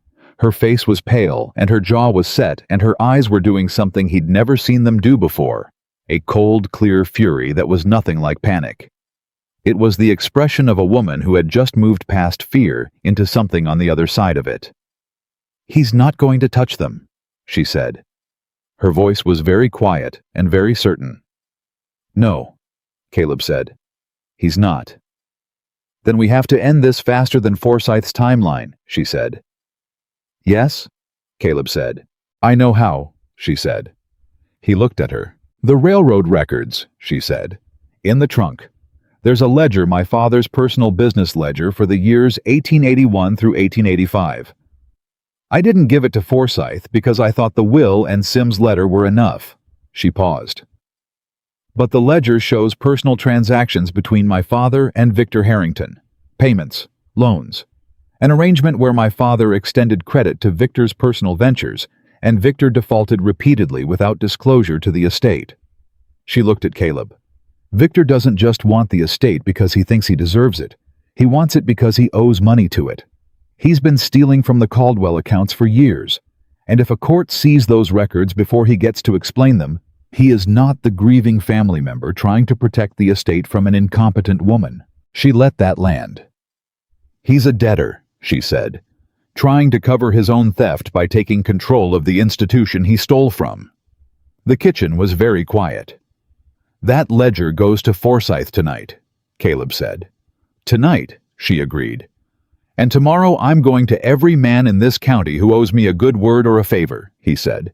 "And I'm going to collect." She looked at him. "This is going to cost you something," she said. "Even if we win, people will remember that you took a side." "I took a side the day I met you on that platform," he said. "I just didn't know everything I was taking a side about." He looked at her directly. "Doesn't change the answer."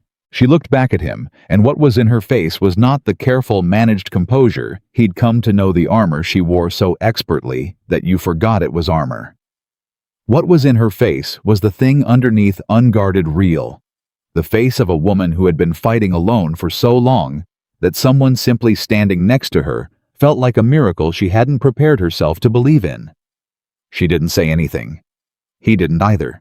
Thomas, who had been uncharacteristically quiet through all of this, said, "Is the city man going to try to take us away?" Caleb looked at his son. "No," he said. "He's not."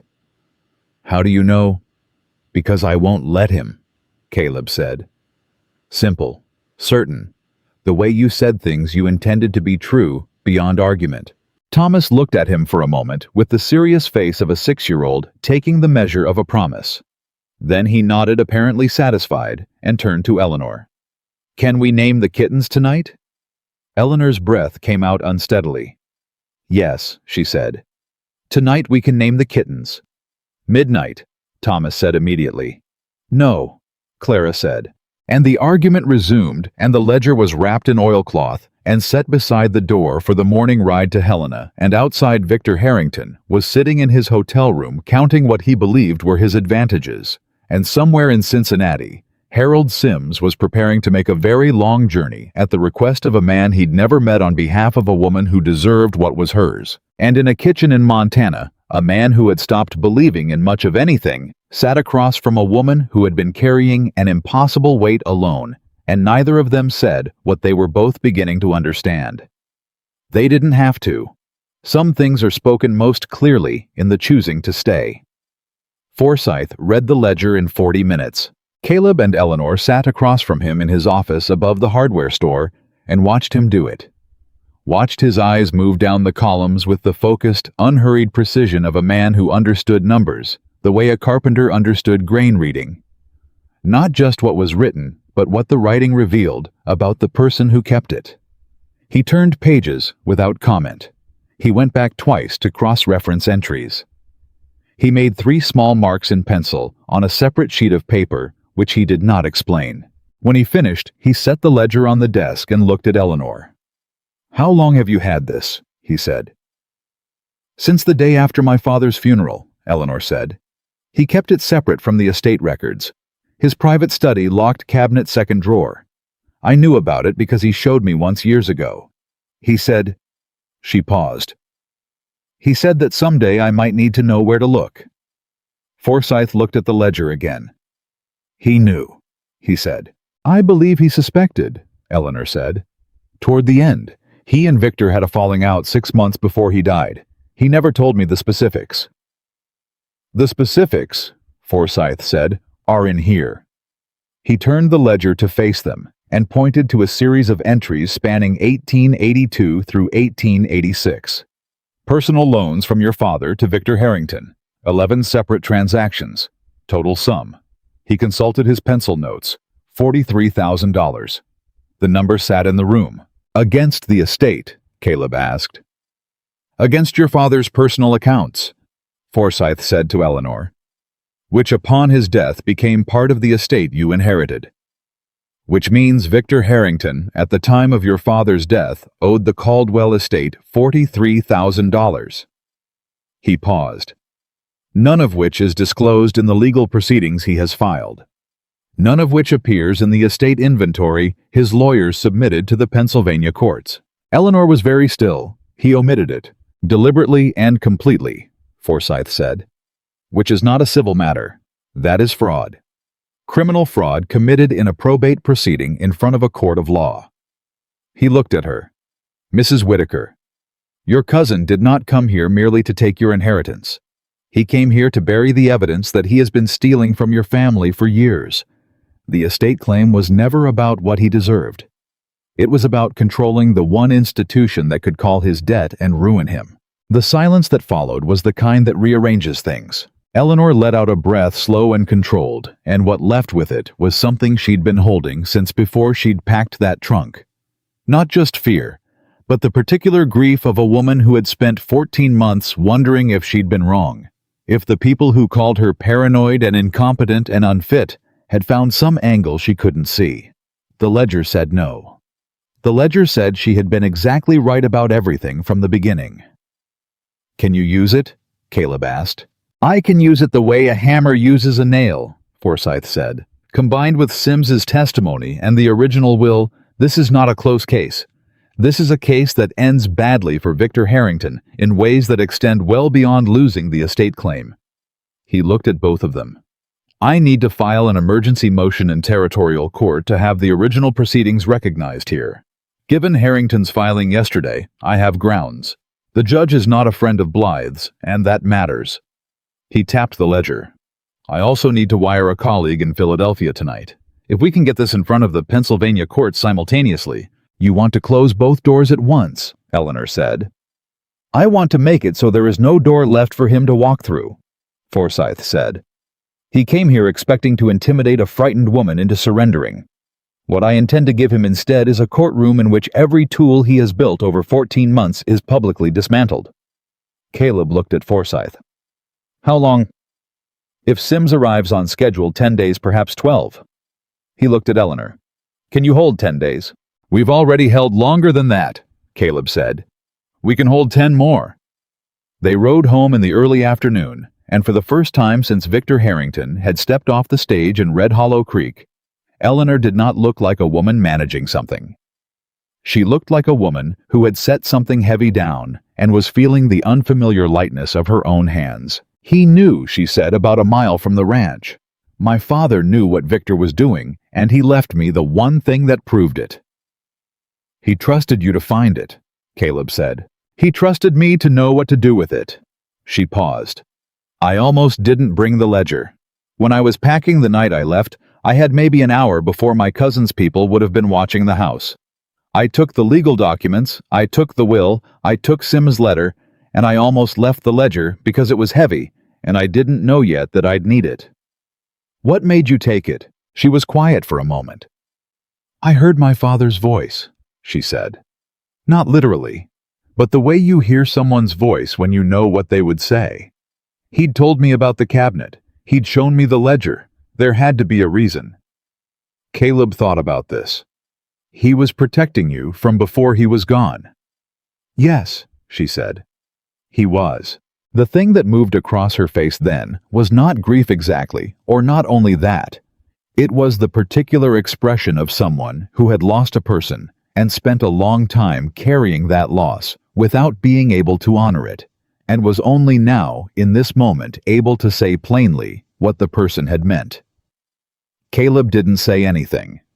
He rode close enough that his arm was almost against hers, and he let the silence hold what words would only have diminished. They got home to find Clara in the yard with an expression that meant something had happened. "A man came," Clara said before they dismounted. "While you were gone. He didn't come to the door. He stayed at the gate." Her voice was precise and careful, the way it got when she was reporting rather than reacting. "He talked to our ranch hand, Jimmy. Jimmy came and got me because he didn't know what to do, and I was the oldest person here." "What did he want?" Caleb asked. "He said he had a message for Mrs. Whitaker. I told him Mrs. Whitaker wasn't home, and messages could be left with the ranch." Clara reached into her apron pocket and produced a folded piece of paper. "He left this." Eleanor took it. She read it, and this time her face did something that went past the careful composure and landed somewhere in a region Caleb had not seen before.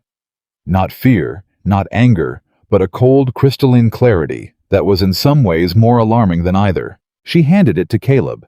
It was not a formal document. It was a handwritten note, 4 lines unsigned. It said, "Harold Sims is an old man with debts of his own." Old men with debts are easily persuaded to remember things incorrectly. Consider whether his testimony is worth what it may cost him. And you. Caleb read it twice. He knows about Sims, Eleanor said. He can't have found out through Forsyth, Caleb said.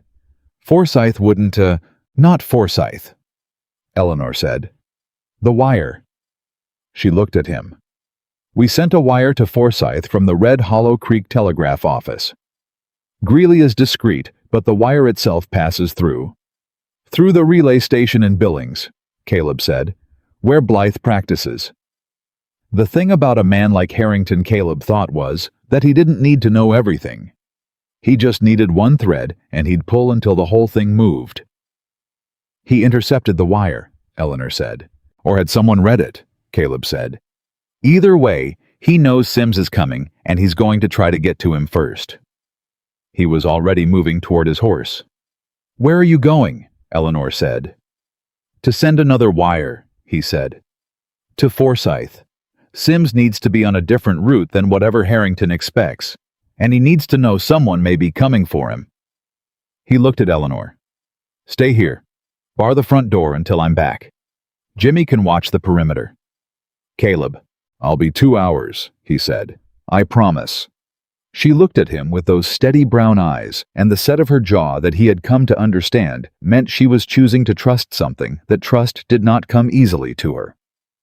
2 hours, she said. He rode hard. Greeley at the telegraph office looked up when Caleb came in, and then looked at Caleb's face and put down what he was doing. I need to send a wire, Caleb said. And I need to know if anyone else has been in here asking about wires sent from this office in the last 3 days. Greeley's expression did something uncomfortable. Mr. Whitaker. Greeley. The man pressed his lips together. A fellow came in yesterday, didn't give a name, asked if I kept records of transmissions. He paused. I told him transmission content was private and showed him the door, but... He stopped. But what? He may have come in the day before, Greeley said quieter. When I was in the back. My boy was minding the counter. He's 14. I don't know what he may have... He stopped again. I don't know what he may have shown him. Caleb put both hands flat on the counter. The wire I sent to Forsyth and Helena, he said. If someone read it, they know there's a witness coming from Cincinnati named Harold Sims. Greeley looked genuinely stricken. I'm sorry, Caleb. My boy didn't know. It's done, Caleb said. I need to send another one now. He sent 2 wires. The first to Forsyth route compromised. Change Sims's travel plans immediately. Different arrival point. Do not use Red Hollow Creek Station. The second to the sheriff in Helena, a man named Cord Dillard, who had served with Caleb on a territorial cattle commission 6 years prior and owed him a professional respect that was worth something. Witness in civil matter may be in danger of interference. Name is Harold Sims, traveling from Cincinnati. Request protection for remainder of journey. He rode back in under 2 hours. Eleanor was at the kitchen table with the ledger open in front of her and a cup of cold coffee at her elbow, which told him she'd been sitting there for most of the time he was gone.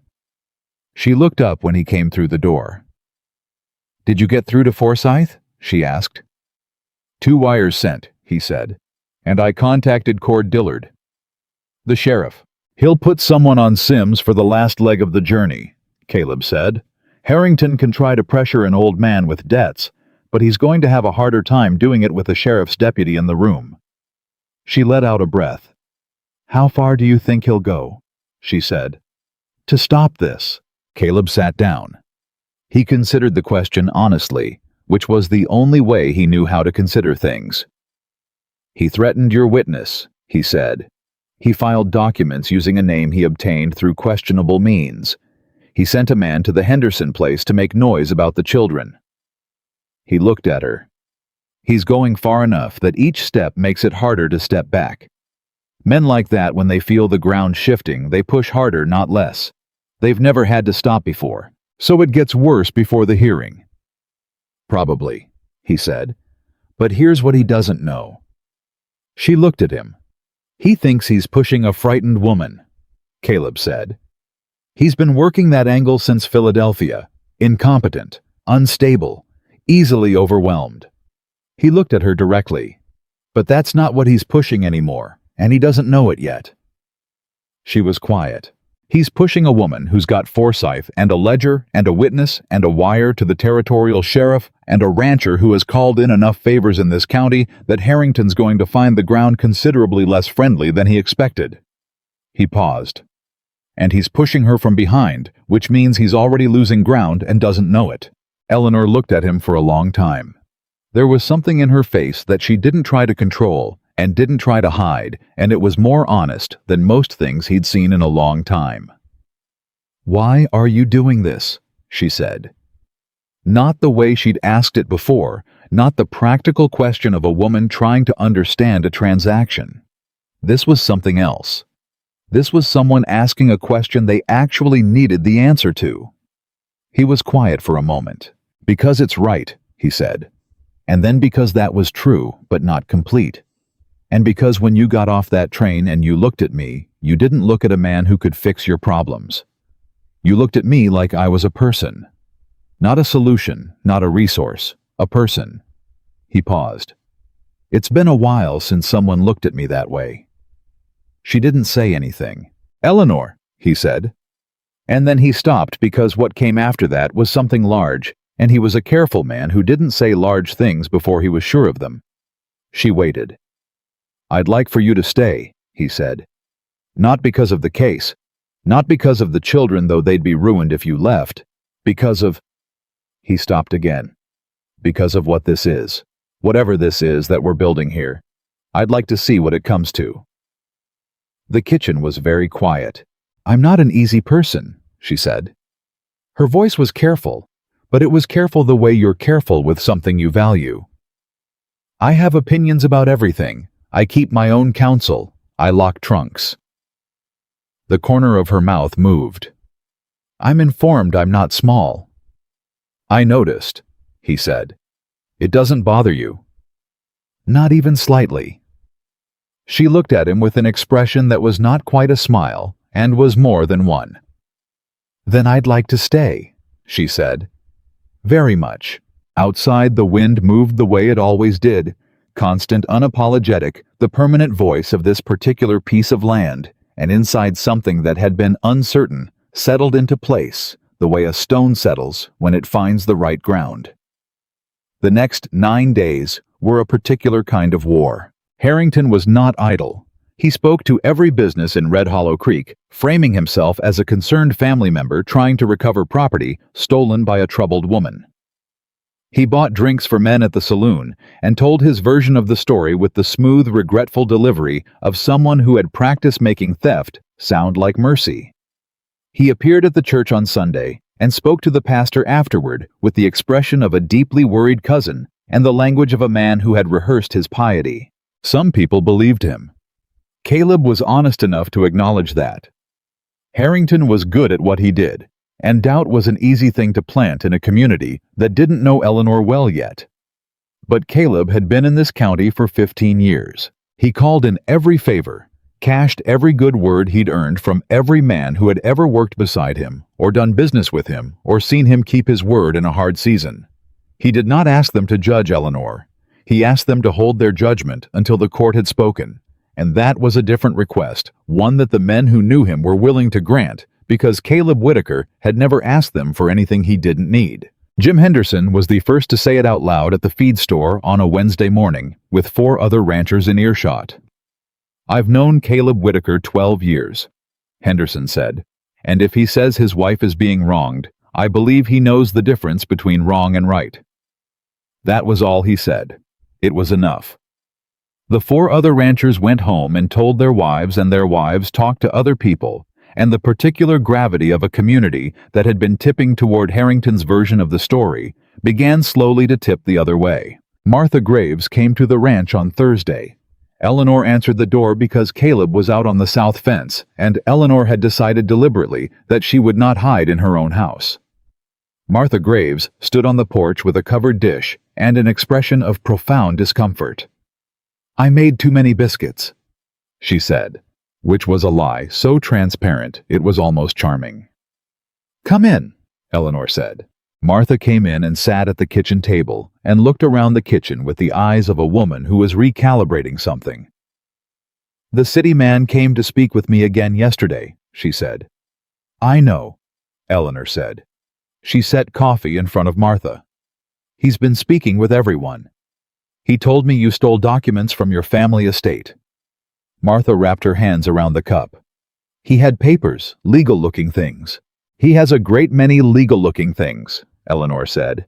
"Some of them are genuine. Many of them were created after the fact." She sat down across from Martha. "Mrs. Graves, I'm not going to ask you to take my word over his. I'm going to ask you to wait for the court to make the determination." She paused.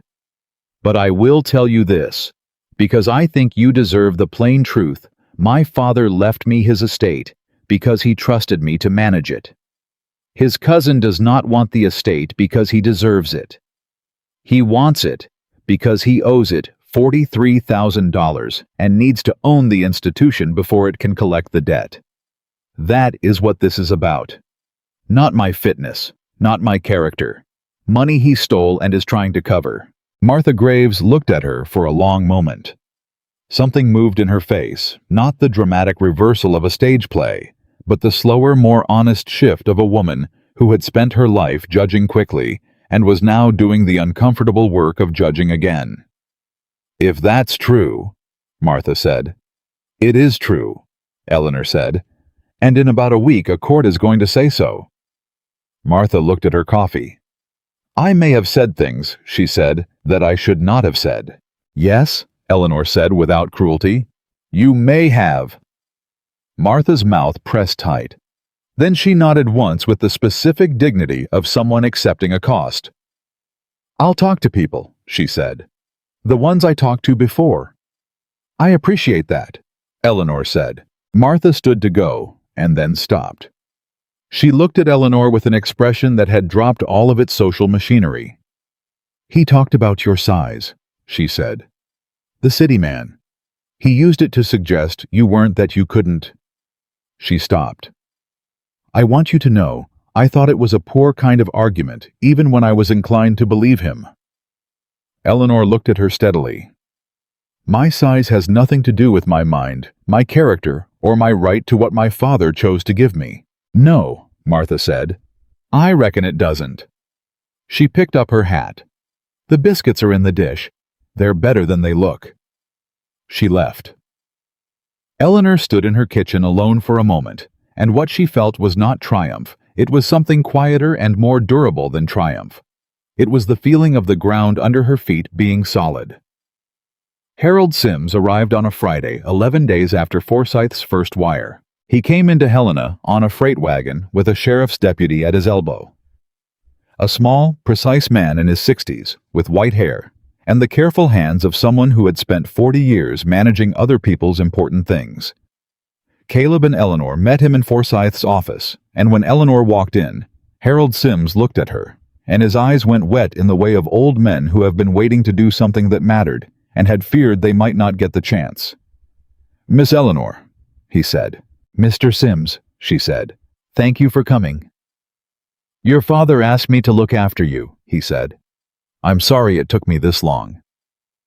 She sat down across from him, and Forsyth conducted the formal interview, while Caleb sat to the side, and listened and understood in pieces the full shape of what had been done to Eleanor Caldwell in the year before she'd walked onto a platform in Montana with a battered trunk and a borrowed name. Sims had been present when the original will was drafted and signed. He had been present when the witness signed a man named Arthur Clement, who was alive, located, and willing to testify that he had signed the will in 1885, not in 1887, as the contested version claimed. He had documentation of the interaction between Robert Caldwell and Victor Harrington in the months before Robert's death, specific dated, witnessed documentation of the loan agreements, the defaults. The final confrontation, where Robert Caldwell had told his nephew that the full amount would be due from the estate, and that he had amended his personal records accordingly. Harrington had known the ledger existed. He just didn't know Eleanor had it. "He looked for it," Sims said. "After Robert died, he went through the study. He didn't know about the locked cabinet because Robert never showed it to anyone but Eleanor and me." Eleanor's hands were in her lap. Her face was composed, and her eyes were bright, and she was holding herself with the particular stillness of someone in the presence of something enormous. "Can you testify to all of it?" Forsyth asked. "I can testify to every word," Sims said. "I've been waiting to." Forsyth set down his pen. He looked at Eleanor. "We're ready," he said. The hearing was set for the following Wednesday. Harrington found out on Saturday. Caleb knew because he saw Blythe leave the hotel at a run and come back 40 minutes later with the expression of a man who had delivered news he would have preferred not to deliver. He saw Harrington's face in the hotel window for a moment, just a moment, and what was in it was not the pleasant, manufactured competence of the man on the street. What was in it was something Caleb recognized from certain moments with certain kinds of animals.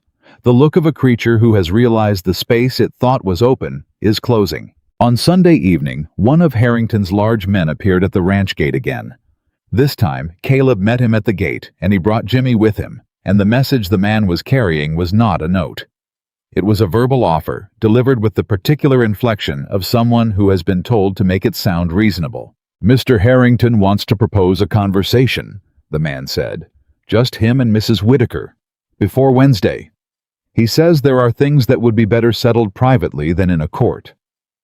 "Mrs. Whitaker doesn't take private meetings with Mr. Harrington," Caleb said. "He says it would be in her financial interest."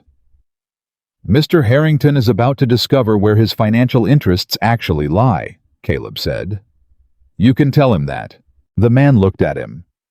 "He also said to tell you specifically, that a man who knows what side of the fight he's on doesn't end up on the wrong side of history." Caleb looked at the man for a moment. "You can tell him," he said, "that a man who's been on the right side of things his whole life doesn't worry about which side history puts him on." The man left. Jimmy watched him go and then said, "You think he'll try something before Wednesday?" "Yes," Caleb said. "I think he might." He went inside and told Eleanor, and she listened and nodded and said, "What do you want to do?"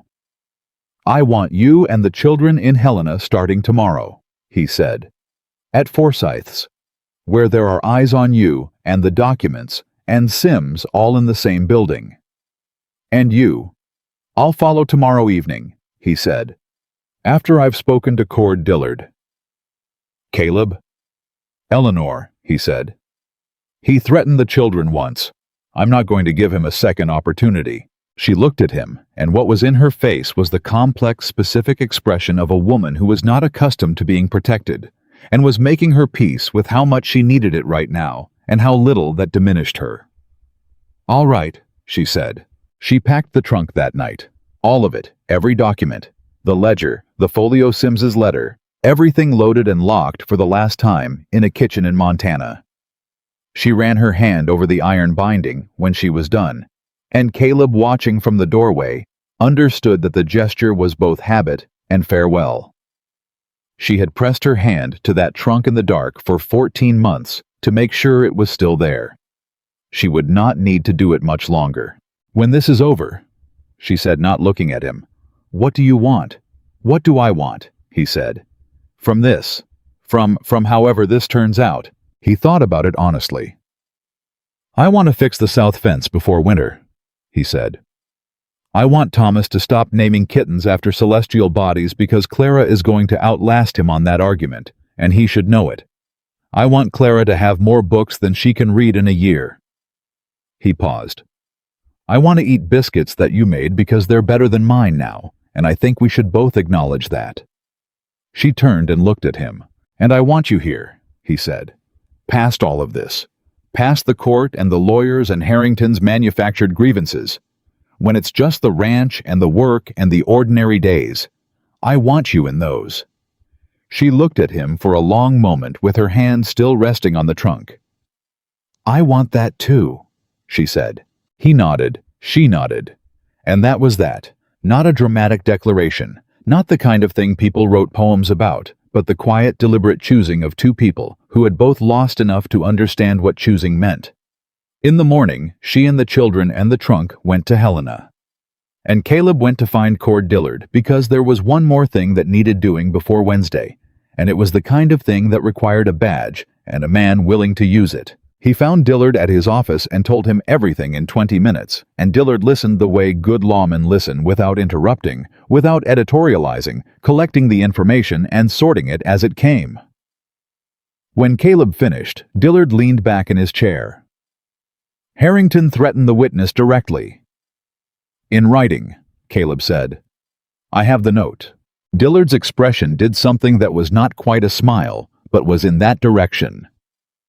"A man who threatens witnesses in writing," he said, "is a man who believes he's untouchable." "He's about to find out otherwise," Caleb said. "Yes," Dillard said, and reached for his hat. "He is."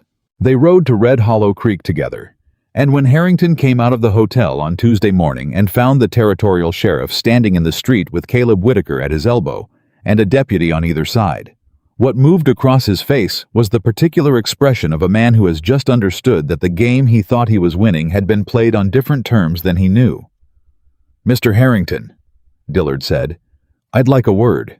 And in Helena, in Forsyth's office above the hardware store, Eleanor Caldwell Whitaker sat at a table across from Harold Sims and reviewed every document one final time, and the trunk sat closed and locked at her feet, and for the first time in 14 months she did not check the lock.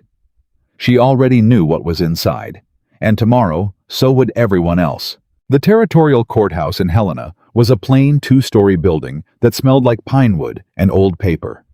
And on the morning of Wednesday, the 14th of September, 1887, every seat inside it was filled. Caleb noticed that first the people. Not just Forsyth's people, not just the legal parties, but ranchers and townspeople from Red Hollow Creek who had ridden through the night to be present for something they had decided mattered. Jim Henderson was there, third row, with his hat on his knee. Bill Graves was there, which surprised Caleb, until he thought about it, and then it didn't. Martha Graves was beside him, her back straight, and her expression set, in the particular way of a woman who has decided what side of something she is on, and intends to be visible about it. Caleb walked in with Eleanor, and felt the room register them. Felt it the way you feel, weather as a change in pressure, rather than something you could point to directly. Eleanor felt it too. He knew because her chin came up slightly the same way it had on the platform at Red Hollow Creek, the first day, the same small act of choosing to be present rather than managed. She was wearing the best dress she owned, which was not extravagant and was not trying to be, and she carried the leather folio under one arm and walked without hurry. She looked like a woman who had made peace with the worst possible outcomes, and was therefore afraid of nothing the next few hours could produce. Harrington was already seated at the opposing table with Blythe beside him, and 2 other lawyers Caleb didn't recognize, who had apparently arrived from Billings the previous evening. 4 lawyers. Caleb looked at them, and then at Forsyth, who was arranging his papers with the unhurried efficiency of a man who did not feel outnumbered, because he understood that volume of lawyers was not the same as strength of case. Sims was in an anteroom waiting to be called. Dillard had 2 deputies positioned at the rear of the courtroom, which was partly procedural, and partly the kind of visible statement that made certain kinds of men reconsider certain kinds of impulses. The judge was a man named Harding. Broad, deliberate, with the expression of someone who had seen enough manufactured drama in his courtroom to be immune to it and impatient with it. He came in without ceremony, and the room stood and sat, and he looked at both tables for a moment before he spoke. "I've read both filings," he said. "I'm going to tell you now that I do not intend for this proceeding to become a performance. You will present your evidence. Your witnesses will testify, and I will rule on the merits. Is that understood by all parties?" Blythe said. "Yes, Your Honor," in the smooth, practiced way of a man who had agreed to things in courtrooms many times without meaning a word of it. Forsyth said, "Yes, Your Honor," and meant it. Harrington said nothing, which told Caleb something. Blythe opened. He was good at it.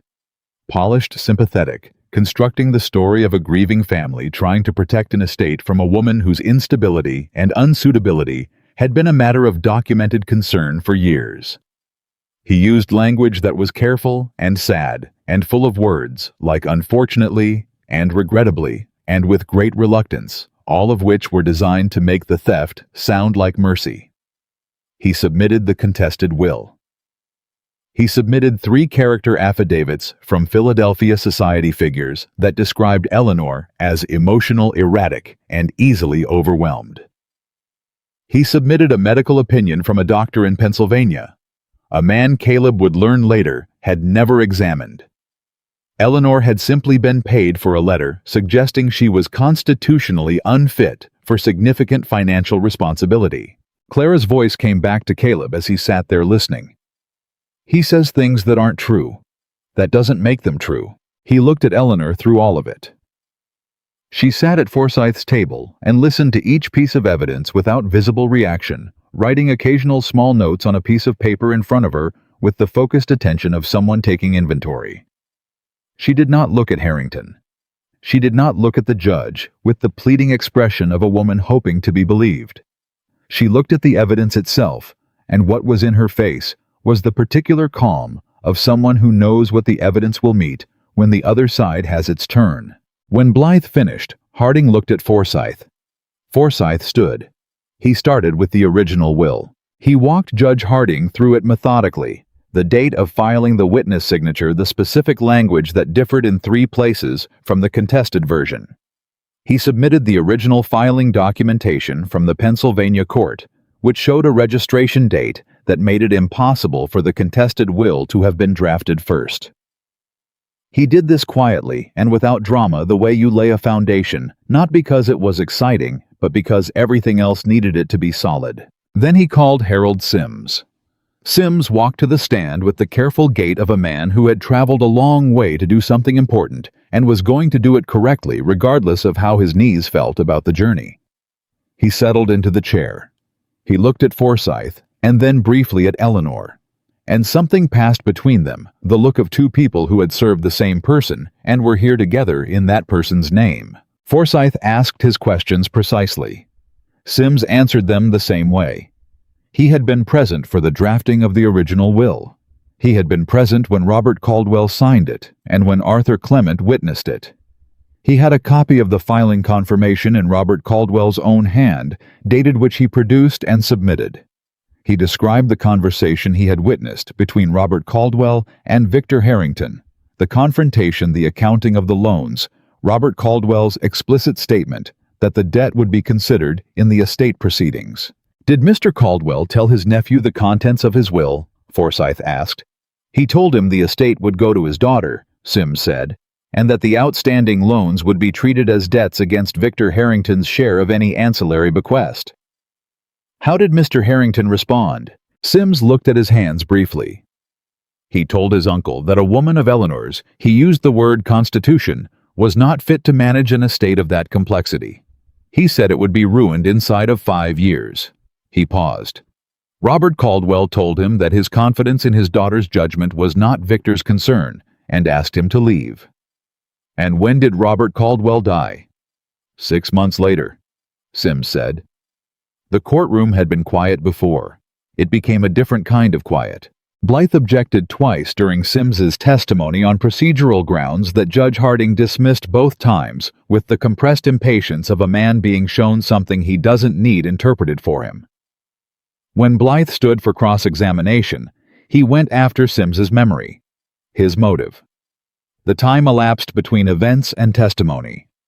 Sims answered each question with the same even precision he'd brought to everything else. He did not become flustered. He did not become defensive. He was an old man who had spent 40 years keeping other people's important records, and he knew what he knew and was not confused about it. Blythe sat down. Then Forsyth submitted the ledger.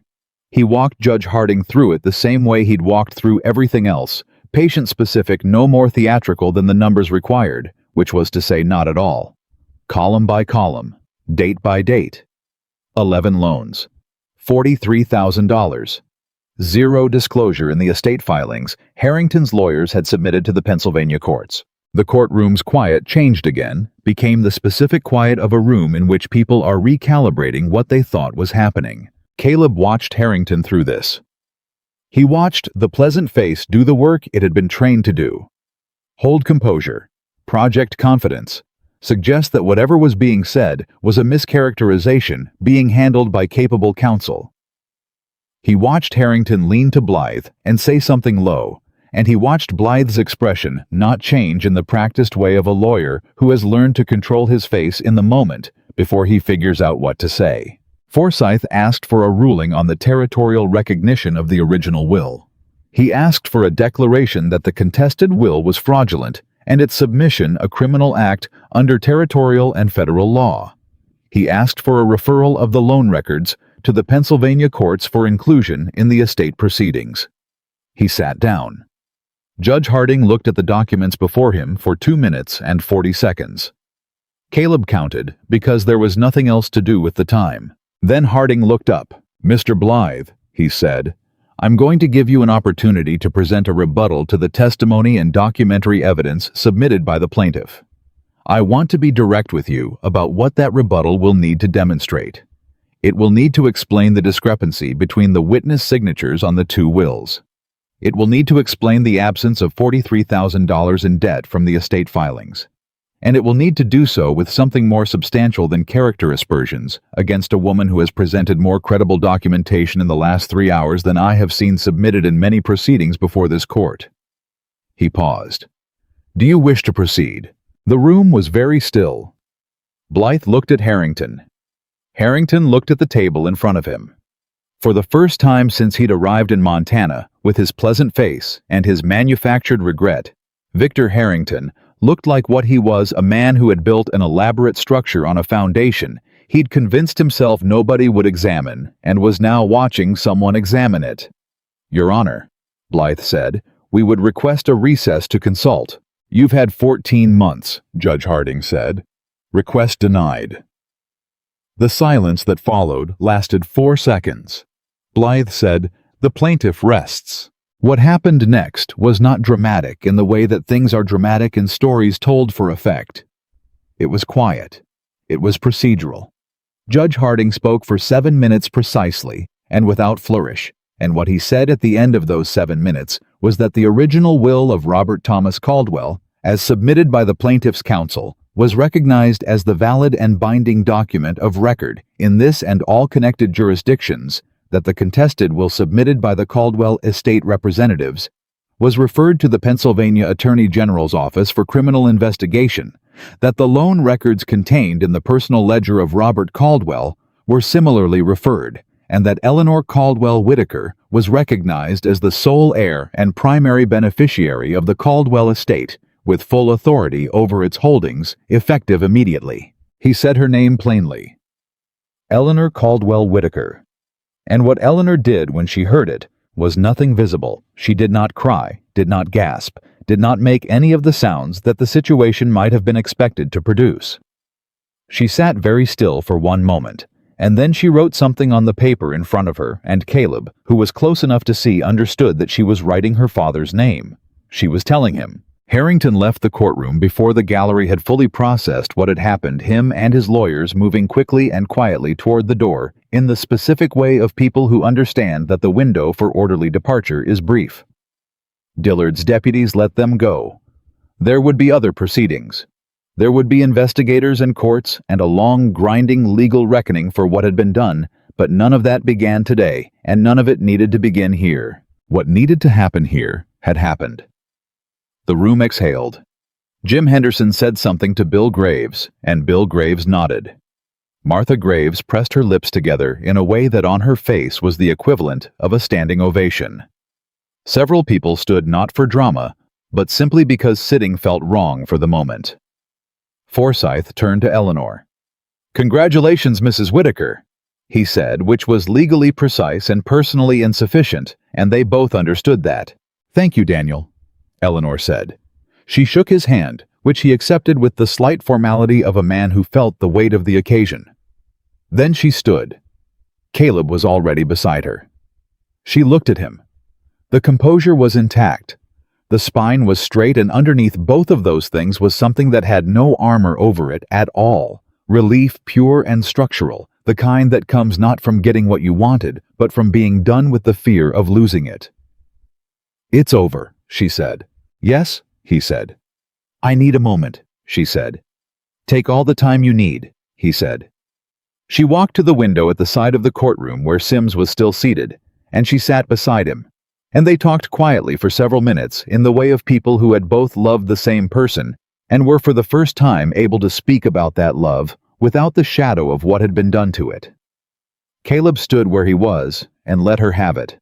Thomas found him approximately 30 seconds later, having been in the anteroom with Clara and the Henderson children for the duration of the hearing, and attached himself to Caleb's arm with the 6-year-old's absolute disregard for appropriate timing. "Is it done?" he said. "It's done," Caleb said. "Did we win?" "Eleanor won," Caleb said. Thomas considered the distinction for about half a second. "Same thing," he said, and went to find Eleanor. Clara appeared beside Caleb a moment later and stood looking at the room with those dark, measuring eyes. She didn't say anything for a while. "She's going to be rich now," Clara said finally. "She was always rich," Caleb said. "Now it's official. Does that change things?" He looked at his daughter. "What things?" "Everything," Clara said. "This, the ranch. Whether she—" She stopped, and what he saw in her face was not the 9-year-old's analytical remove she usually maintained. It was something younger and less protected. "Whether she stays." He put his hand on her shoulder.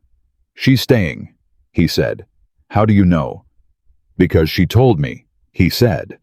"And because she's not the kind of person who says things she doesn't mean." He paused. "You know that." Clara looked at Eleanor across the room. Eleanor with Thomas attached to one arm, and Harold Sims saying something that made her laugh, a real one, the kind Caleb had now heard enough times to recognize it across a room. Clara watched for a moment. Then she nodded. "All right," she said.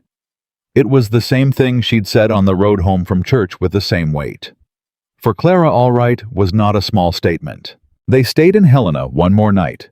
Forsyth had papers to file, and Eleanor had conversations to have with a banker in Helena about the mechanisms for accessing the estate accounts, which were technical and lengthy, and involved a great deal of documentation that Forsyth had apparently anticipated because he had already prepared most of it. Eleanor sat across a desk from the banker for 2 hours, and Caleb stayed outside in the hall. And when she came out, she looked like someone who has just picked up something very heavy and found it lighter than expected, not light, but lighter than the fear of it had been. "Well," she said. "Well," he said. "I'm a wealthy woman," she said, and the way she said it was almost experimental, like trying a phrase in a language she was still learning. "You were a wealthy woman yesterday," he said, "and the day before." "Yesterday it wasn't." She stopped. "It feels different." "I imagine it does," he said. She looked at him with the particular attention she gave to things that mattered. "I want to make something clear to you," she said.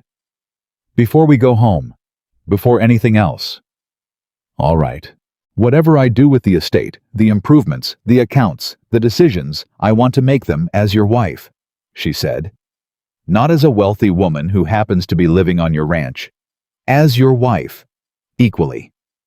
She paused. "I'm not interested in a situation where money makes this uneven. It's already taken enough from me. I won't let it take this." He looked at her for a moment. "Eleanor," he said, "you could buy this territory 4 times over, and I'd still be the one who knows how to fix the south fence." The corner of her mouth moved. "That is the most Montana thing anyone has ever said to me. I'm a Montana man." "Yes," she said, and the word had something settled in it. "You are." They rode home the next morning. The children were in the wagon bed, Thomas asleep within the first mile, Clara reading with the focused intensity of someone who has decided that the world around her is adequately handled and has given herself permission to be elsewhere. Eleanor sat up front beside Caleb, and the road unrolled the way it always did, the particular rhythm of this land that he had learned over 15 years, and she had learned over a few months, and that both of them now recognized as home. About halfway, she said, "I want to write to my father's grave." He looked at her. "I know that's not a sensible thing," she said. I know he can't receive it, but I want to. I want to say what happened. I want to tell him it worked, that what he left me was enough. She looked at the road ahead. Would that seem foolish to you? No, he said. It would seem like love. She was quiet for a mile. He never met you, she said. But I think he'd have... She stopped. He was a fair man. He valued people who did what they said they'd do. She looked at Caleb. He would have valued you. Caleb thought about a man who had locked a ledger in a private cabinet and shown his daughter where to find it, and trusted her to understand why. A man who had put what he knew in the hands of the right person and relied on her to carry it where it needed to go. I reckon I'd have valued him too, he said. The ranch came into view over the last ridge, and this time when Caleb stopped to look at it, Eleanor stopped beside him without being asked, and they both looked at it the same way: the house, the barn, the fencing, the whole unglamorous and necessary apparatus of a life built in hard country. We need to fix the south fence this week, she said. I know, he said. I'll help. I know, he said. They rode down.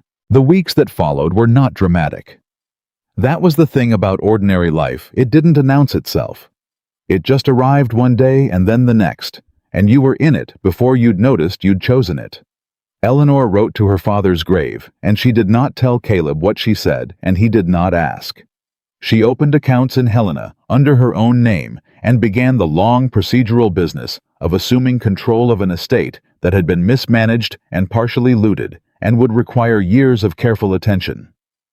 She did this from the kitchen table, with a cup of coffee at her elbow and Forsyth's letters spread in front of her, and occasionally Clara across from her doing her own reading, and the two of them would sit like that for hours, in a silence that was entirely comfortable. The south fence got fixed. Thomas named the black kitten Midnight, and Clara named the others Constance and Perseverance, and Thomas said, "You couldn't name a cat." Perseverance, and Clara said you absolutely could. And Caleb let the argument run its course, because some arguments were load-bearing parts of a household and shouldn't be interrupted. Martha Graves came by once more. She brought preserves this time, which was a more honest gift than biscuits, because preserves took longer. And she sat at the kitchen table with Eleanor for 40 minutes, and they talked about things Caleb didn't hear. And when she left, she said to both of them, "You're decent people," which from Martha Graves was the equivalent of a formal commendation. Harrington's legal situation resolved slowly and badly. The Pennsylvania Attorney General's investigation moved the way such things moved with the grinding inevitability of an institution that has been lied to and has taken that personally. By December, there were criminal charges filed. By the following spring, Victor Harrington's name had become the kind of name that appeared in newspapers with words like fraud and misconduct and disbarment proceedings in the same sentences. He was not in Montana anymore. He was not a factor in any of the things that happened next. Harold Sims came back in November. He came not for any legal reason, but because Eleanor had written to him and asked him to, and he arrived on a Tuesday with a single traveling bag and the look of a man who had been invited somewhere he very much wanted to go. He had dinner with the family, and Thomas talked at him continuously for 45 minutes about the kittens, and Sims received all of it with the patient delight of a man who had been around orderly things for most of his life, and found the disorder of children genuinely refreshing. After the children were in bed, the three of them sat at the kitchen table. Sims reached into his bag and produced a photograph. He set it on the table and pushed it toward Eleanor. It was a man of about 60, standing in front of a large stone building, looking at the camera with the particular expression of someone who is humoring the process of being photographed without finding it interesting. He was heavyset Eleanor's coloring, with a face that had the same quality. Her face had not immediately striking, but the kind that got better the longer you looked at it. Eleanor's hand went to the photograph and stopped a half-inch above it. "He sent it to me the last time I saw him," Sims said. He said someday I might need to give it to someone." He paused. "I think he meant you." Eleanor picked up the photograph. She looked at it for a long time, and Caleb watched her do it. And what moved through her face was not grief in the acute form, but something older and more bearable. The settled kind of loss that has been carried long enough to know its own weight, and has stopped being surprised by it. "He looks tired," she said. "He was tired," Sims said. "The last year was hard on him, but he was at the end. He was at peace about you. He told me so." He paused. "He said he wasn't worried. He said you always found the right direction." She looked at the photograph a moment longer. Then she set it down carefully and looked at Sims. "Thank you," she said, "for coming, for testifying, for—" She stopped. "For not disappearing when they pressured you. I thought about it," Sims said with the honesty of a man who no longer needed to protect anyone's estimation of him. "I'm not going to pretend I didn't. I'm an old man with modest means, and powerful people were making unpleasant suggestions." He looked at his hands. "But Robert Caldwell trusted me with something that mattered to him. You can't walk away from that. Not if you've been any kind of person at all." The table was quiet. Caleb said, "You're welcome here. Whenever you want to come, for as long as you want to stay." Sims looked at him, then at Eleanor. Then he nodded once with the brevity of someone who is accustomed to meaning more than he says. "Thank you," he said. "I might take you up on that." He stayed through Christmas. Christmas on the ranch was a thing Caleb had managed adequately for 4 years, practically without much decoration, with gifts that were useful, and a dinner that was good, because he'd learned to cook out of necessity. This year was different. This year there was Eleanor, who had opinions about decoration that Clara shared entirely, and Thomas found baffling, and a tree that Thomas had opinions about, and Clara had corrections to, and a dinner that filled the kitchen with smells that did something to the house that Caleb didn't have a word for, that was adequate. He stood in the doorway of the kitchen on Christmas morning, watching Thomas try to teach the cat Midnight to sit, and Clara reading by the window, and Eleanor at the stove with a dish towel over her shoulder, and Harold Sims at the table with his coffee, and the newspaper he'd brought from Helena, and the noise and the warmth, and the particular chaos of a house that contained living people who were all fully themselves inside it. He stood there for a long moment. Eleanor looked up and found him in the doorway and held his gaze for one moment, and what passed between them in that moment required no language, because they had both by now gotten past the point where language was the best available tool for the most important things. She turned back to the stove. He came in and sat down at the table. Thomas said, "The cat won't sit on command." "Cats don't sit on command," Caleb said. "Constance does," Clara said without looking up. "Constance is a horse." "The principle is the same." "The principle is absolutely not." "Breakfast in 10 minutes, Eleanor said. "Both of you." Both of them subsided. Sims caught Caleb's eye over his coffee cup and said nothing, which was its own kind of statement. The snow came in January the way it always did, seriously, with intent, the kind of winter that reminded everyone in Montana that the land set its own terms, and the only sensible response was adequate preparation. Caleb prepared and Eleanor prepared beside him, and the ranch went into the cold months with everything it needed and some things it hadn't had before. Better stores, a repaired roof section that had needed it for 2 years, new equipment in the barn that was Eleanor's practical contribution, rather than any kind of gesture, because she had no patience for gestures, and the barn genuinely needed what she'd bought for it. They worked. They argued occasionally about things that were worth arguing about, and let go of the things that weren't, which was a skill that both of them had developed separately and independently, and found when combined was more effective than either had managed alone. Caleb had learned to ask what she thought before he decided on the hard questions. Not because he lacked confidence in his own judgment, but because hers was good, and ignoring it would have been wasteful. Eleanor had learned to tell him when she was afraid, without making the fear a performance, which had required on her part a kind of trust she had not extended to many people and had never regretted extending to him. Spring came. The ground thawed, and the work expanded, and the cattle did what cattle do, which was mostly multiply your problems, while also being the basis of everything you had, and Caleb managed it the way he always had, with early mornings and late nights, and the stubborn, undecorated persistence of a man who understood that good things required maintenance. Eleanor rode out with him sometimes in the mornings. She had gotten better on horseback than she gave herself credit for, which was a consistent pattern with her.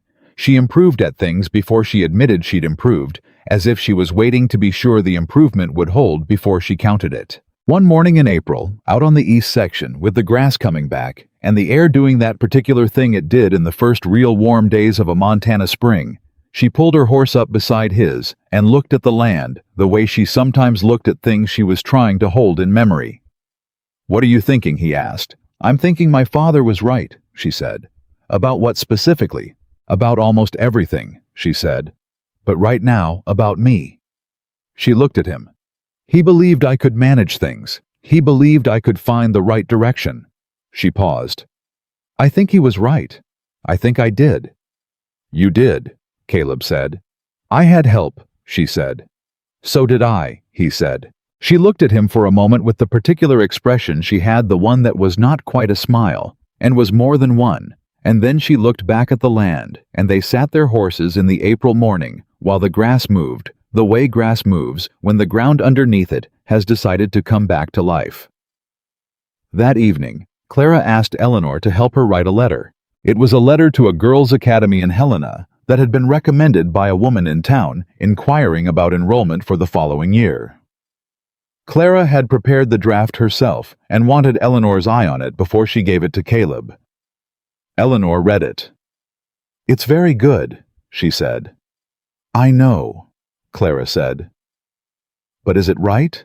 "One sentence," Eleanor said, and she made one small correction, the kind of correction that changed nothing of substance and everything of tone. Clara read it, considered, and nodded. "Can you show me how to do that?" Clara said. "Every time," Eleanor said. Clara looked at her with those eyes. "You're going to stay forever, aren't you?" she said. Not a question. An accounting. "Yes," Eleanor said. "I am."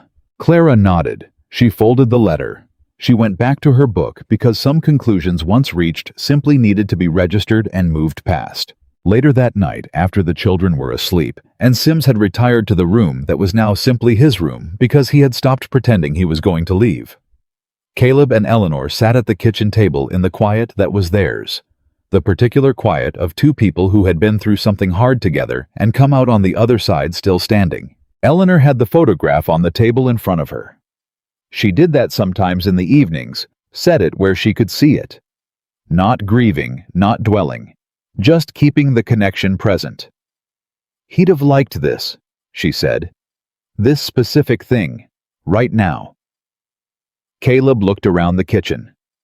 At the coffee cups, at the lamp, at the house, making the sounds a house makes when it has people in it who are exactly where they belong. "Yeah," he said. "I reckon he would have." She looked at the photograph one more moment, and then she turned it face down gently and looked at Caleb. "What do you need done tomorrow?"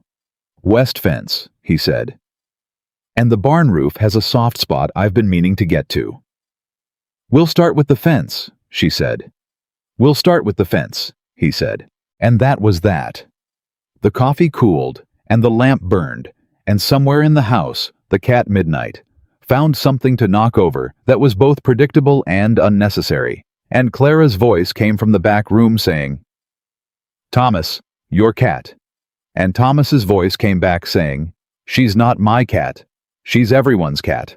And outside, the Montana night held the ranch the way it always did, completely without preference, with the absolute democratic permanence of land that has been here longer than anyone on it and intends to outlast them all. Eleanor Caldwell had arrived in this place with a battered trunk and a borrowed name and a secret so heavy it had taken 3 men to carry and 1 woman to survive. She had found what she came for, not the safety she'd planned for, not the simple hiding place she'd needed when she answered an advertisement from a practical rancher in a territory nobody was watching. She had found something she had stopped believing was available to a woman who looked like her and lived like her, and had been told in 100 different languages by 100 different people that she was less than what she was. She had found a place where who she was had been enough from the beginning. The fortune her father left her bought better fencing and a new barn roof and a decent school in Helena for a girl with her mother's eyes who was going to do remarkable things, and Harold Sims a comfortable room and a standing invitation, and repairs and improvements and futures for the people around her. Because Eleanor Caldwell Whitaker understood money the way her father had taught her to, as a tool, not a destination. But the thing her father had trusted her to find, the thing he'd left her the ledger and the letter and the photograph to help her reach that, was not in the trunk. That was sitting across the kitchen table from her in the lamplight, with his hands wrapped around a coffee cup and his eyes carrying the quiet weight of a man who had stopped surviving and started living, and who had done both in the same place, because the place finally was worth staying for. Eleanor Whitaker had crossed half a country to disappear. Instead, she was found, and she was exactly where she was supposed to be,